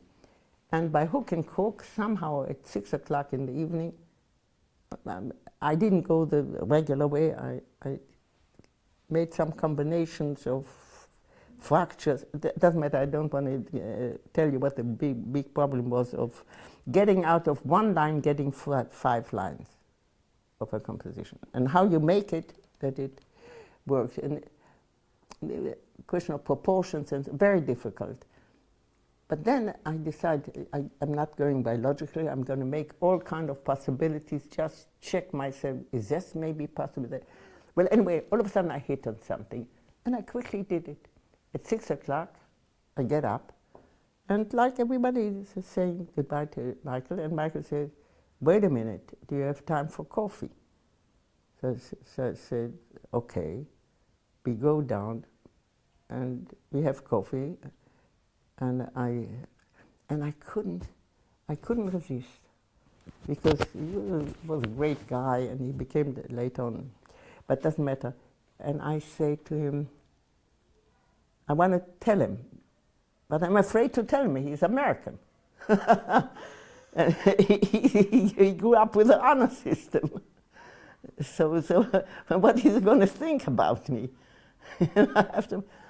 So I sort of, I say, Michael, no, don't be an Oberchochem. Just make all of kind of experiments, 2 on 1, 3 on 1, 4 on 2, 5 on 6, 8 on 7, and 9. And as soon as I said, I forget whether it was 8 on 7 or 9 on 7, 9 on 8, and he was listening and joking and so on. When I hit, all of a sudden, he said, Jesus Christ. He said, so how does one explain it logically? So, Mike, leave me alone. I said, I'm in a hurry to go. He said, so where are you going?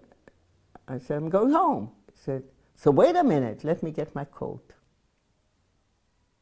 He did not go upstairs to finish it. That has stuck. Elli will tell you, I tell it to everybody. That gave me such a, apropos Killman. Now that is also America. Jews.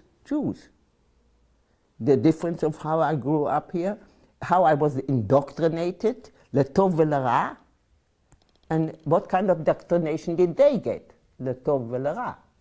So you cannot. It's like I knew very early, with all due respect to Bialik, don't get me wrong, a great appreciator, that as they knew that he is not Shakespeare's counterpart and so on, that times change and situations change, and I'm sorry that the Jews became more of tycoons and greater students. What did the teacher say to you when you gave that answer?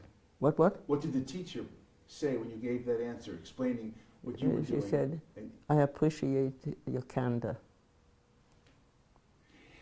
What you said to her was a fundamental ethos of this country in forming this country. Yeah, but it also has, it has also... Drawbacks?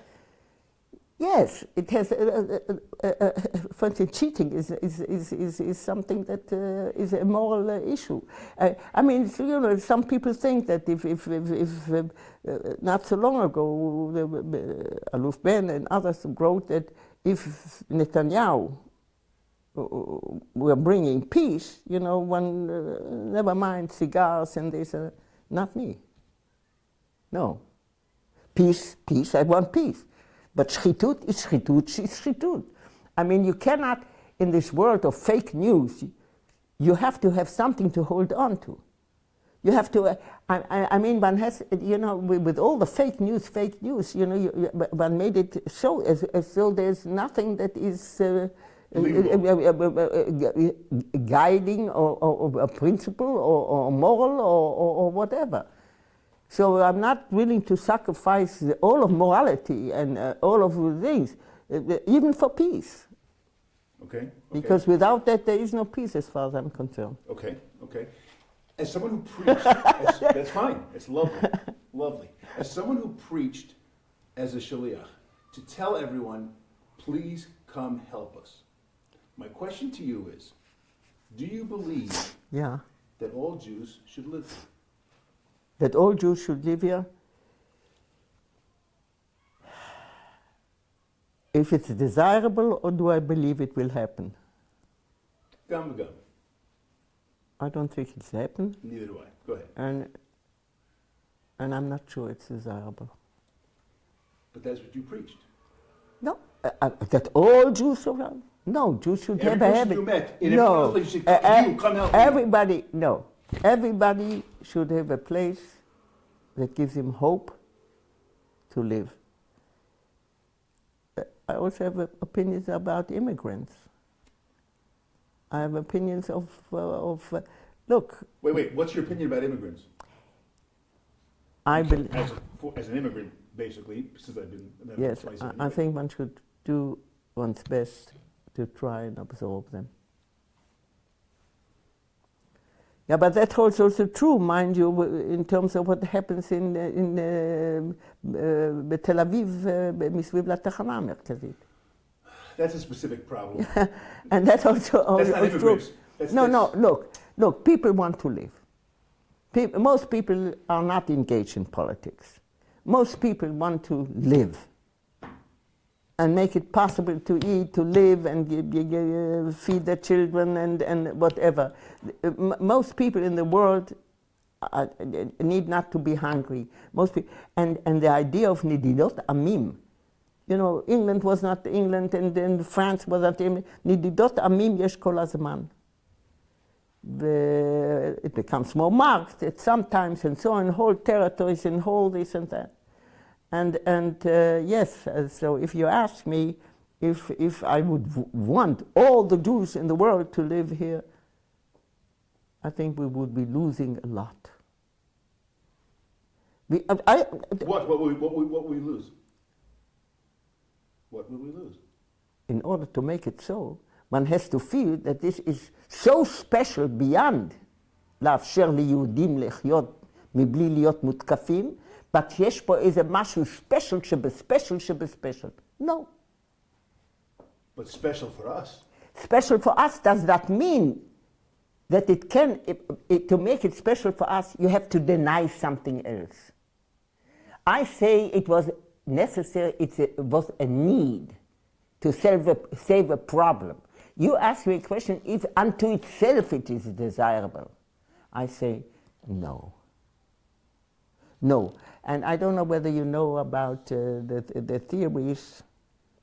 You know, one talks about Nobel Prize winners, right? The number of Jews are in disproportion. Way beyond. One talks about all this. Well, I'm going to tell him about the Veblen theory. There were people who were against Zionism, not necessarily Jews, also non-Jews, yes, claiming that the anomaly of the Jews in the world made it possible for the Einsteins to grow. No, there's a very interesting theory. Well, what happened to all the college students, the Jews? Why did they excel? Which college students? When? In America. We just mentioned earlier. I said that the Jews had to excel in order to be treated equal. Correct, right. Jews had to excel in order to be recognized. And in fact, in Germany, one of the debates was, you know what the debate was against physicist Jews, that the Jews are theorists rather than practitioners. And all the debates, what they deal with, that being on the border makes them have a broader vision. And Veblen wrote a fantastic essay on that, that he is against it because the world is going to lose these people who early recognized the need to know to read and write and who excelled. And the Germans during the period, the Nazi period, said, they accused the Jews for usurping them from what they are best at, and they compete.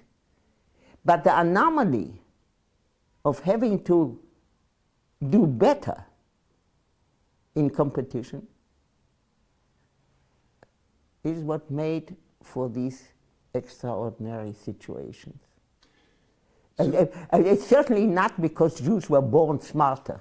There's a theory that Jews survived, the smartest Jews survived throughout history.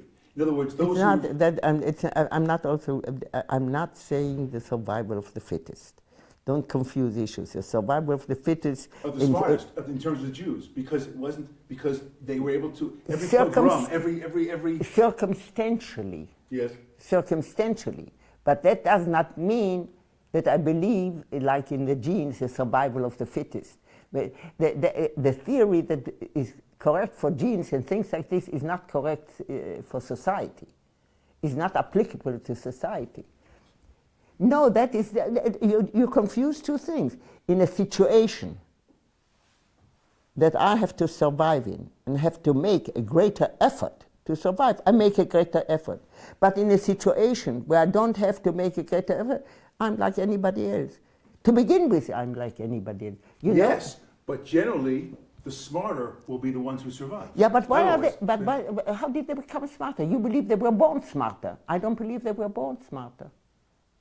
1 second. I don't believe the Jews were born smarter. That's all. 1 second. 1 second. Yeah. There are strata of society. There are the smarter ones, the dumber ones. No. Elli. No. You say everyone's equally smart? No. Let me say something about that.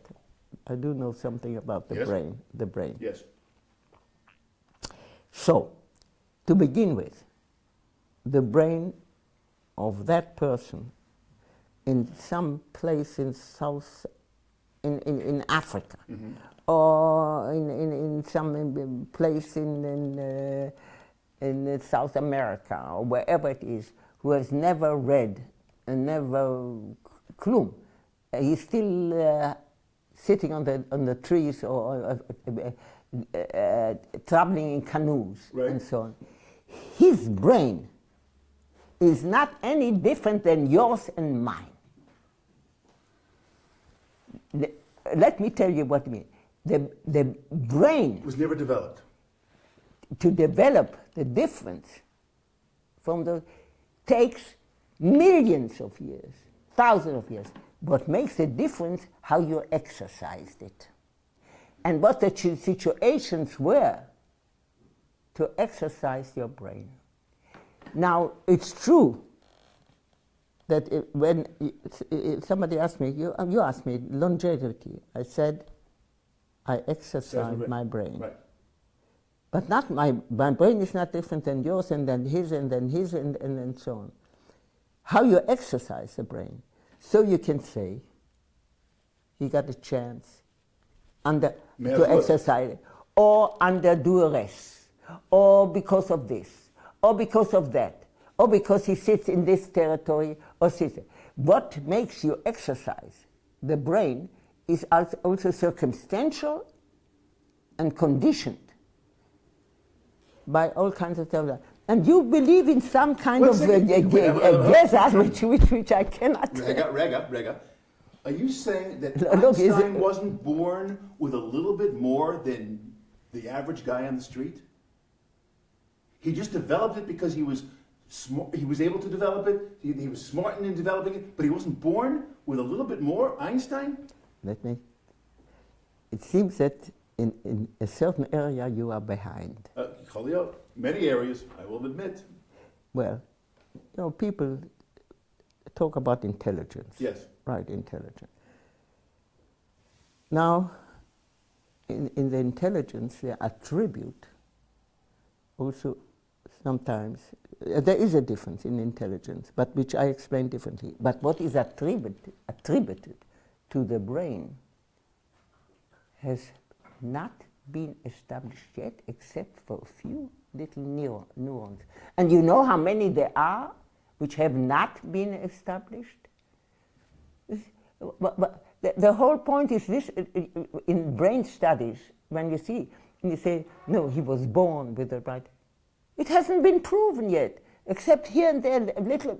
And every time there's more proof, even that which existed, which was already accepted, is debunked. Maybe someday one will prove it. Maybe someday there will be. So, but there's no question about it. People would ask me too.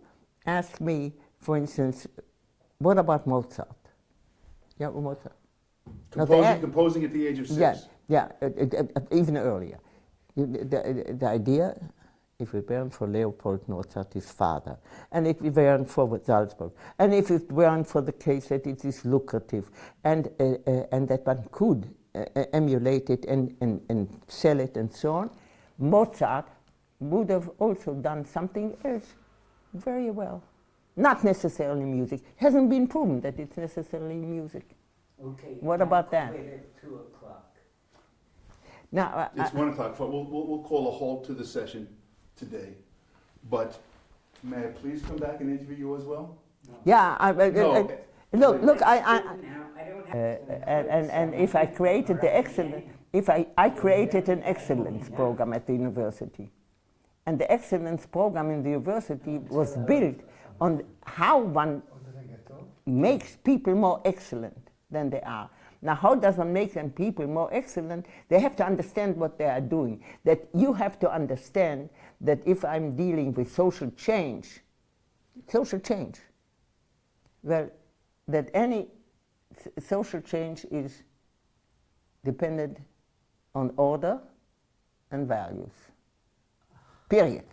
If you know how order and values work, then you know something about social change. But if you don't know, you are not a social changer, academically. If you're dealing with history, what you have to know, that certain questions that you ask cannot be asked and get an answer unless you create the process, what counts and what you are looking at. If you deal with language, whether computer language or application philological approaches to history, and all between linguistics and My Fair Lady. You have to understand what kind of system it is that you say the language of, the language of, the language of art, the language of. You have to understand what they have in common. What the broader structure is to understand. I myself taught symbolic systems in that program that I created. Symbolic system, and I wedded the arts with the sciences. How? These are the things you have to understand. And if you understand them, you can contribute also to a higher level. What did Einstein understand? I can talk about Einstein. And I can even tell you why he's challenged today. Why some of the aspects are challenged. So it is not a question of stuff. When Einstein takes a trip on a beam, what is it that he depends on? On what kind of knowledge he depends on? Why, he started all anew, he started from scratch. He simply knows what others did. He knows what rejected. He knows something about that ether is not ether and this and that. You didn't think you would. No, nobody starts from scratch. No. It is what you build and how you know to build ideas on ideas and debate. Look, it's like connected vessels.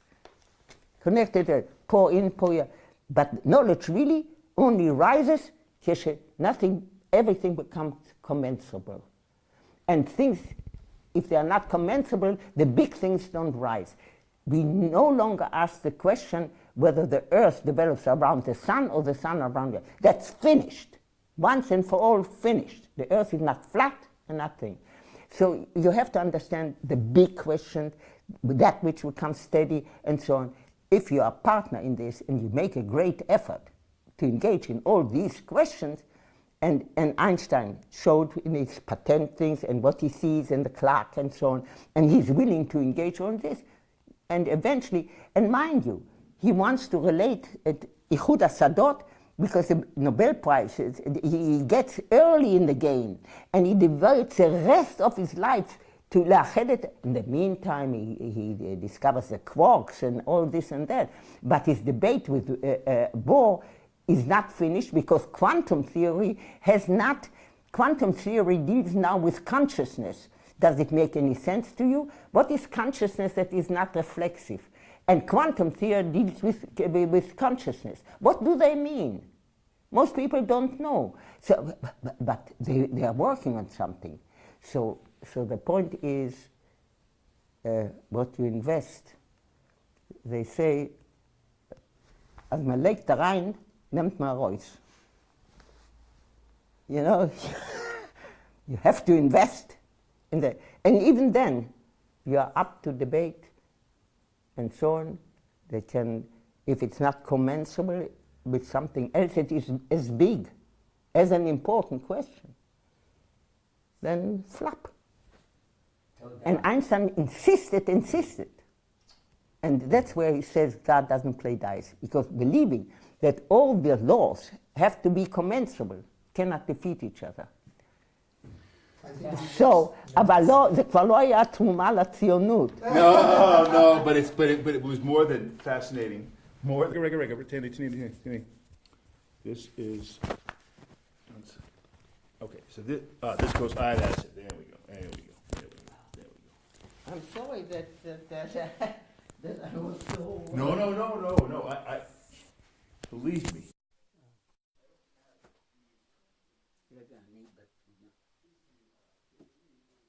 Okay.